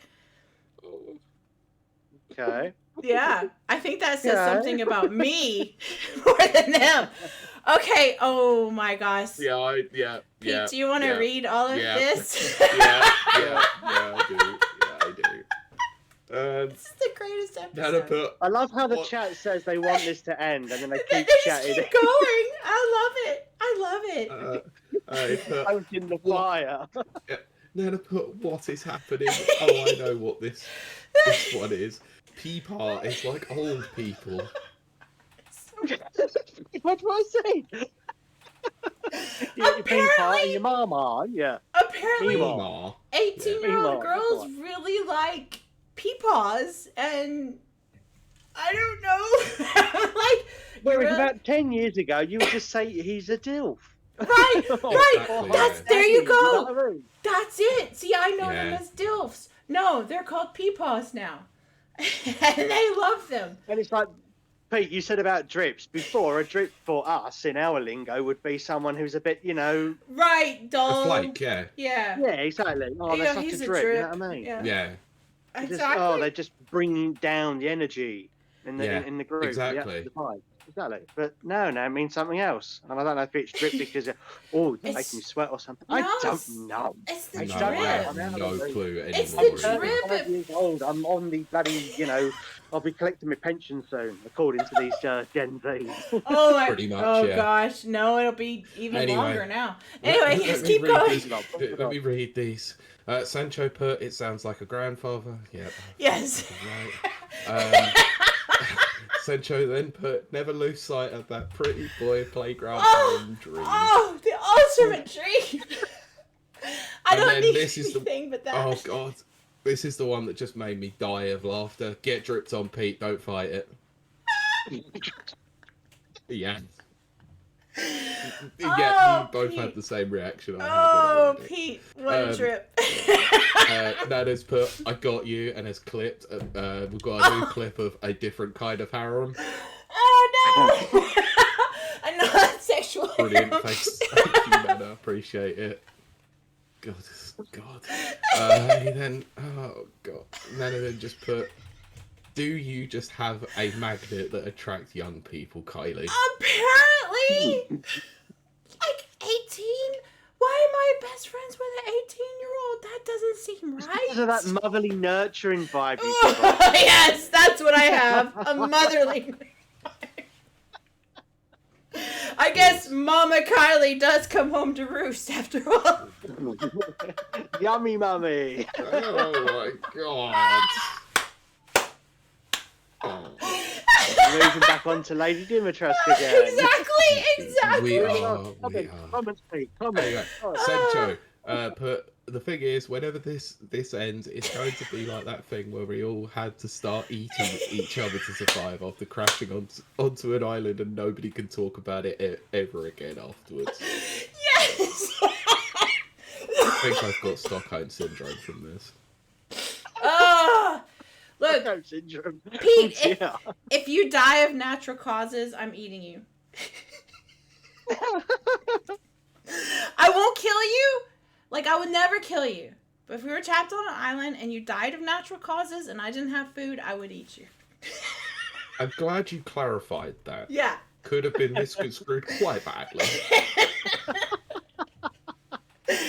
Oh, if right. we were on an island and nobody else was around, I should eat you. Yeah, but only if you died of natural causes. You didn't say she would devour. Right. True. It's true. That'd put. I was gonna call it a non-sexual harem as well. Exactly. Like, completely non-sexual. I just want to visually have pretty boys around me. Yeah, and Sencho put, she'll start eating you whilst you're still alive, Pete. Well, okay, like, if you were on your way out, you know, maybe, have you seen Hannibal? You're on your last dying breaths and she's prepping the fire to put you on, yeah. Exactly. Who knows? The Bhutan oven. Just getting Bhutan oven ready. Exactly. Okay, we should end this. She won't kill you, though, don't worry. No, I won't kill you. I have morals, you know. I'll just eat you whilst you're still kind of alive. Just don't kill you. Because I'm totally going to outlast you. I'm going to outlast everyone, so... You may do. You never know. But this has been a fabulous episode. Definitely one of my favorites.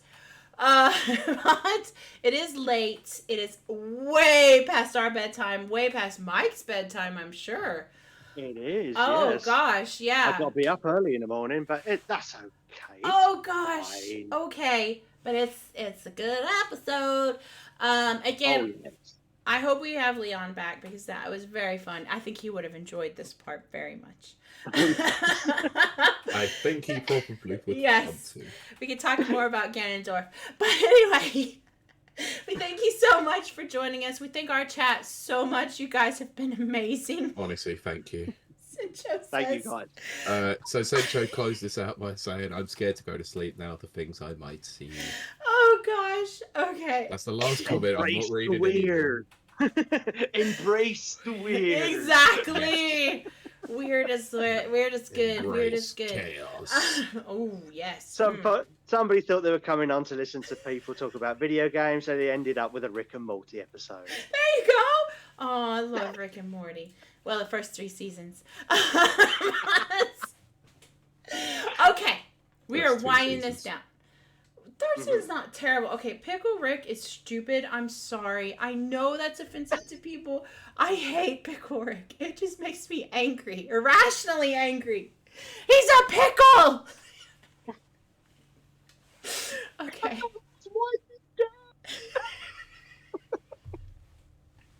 We're totally wrapping this up. Okay. I don't know if I've got any more laughter in me. My cheeks are hurting.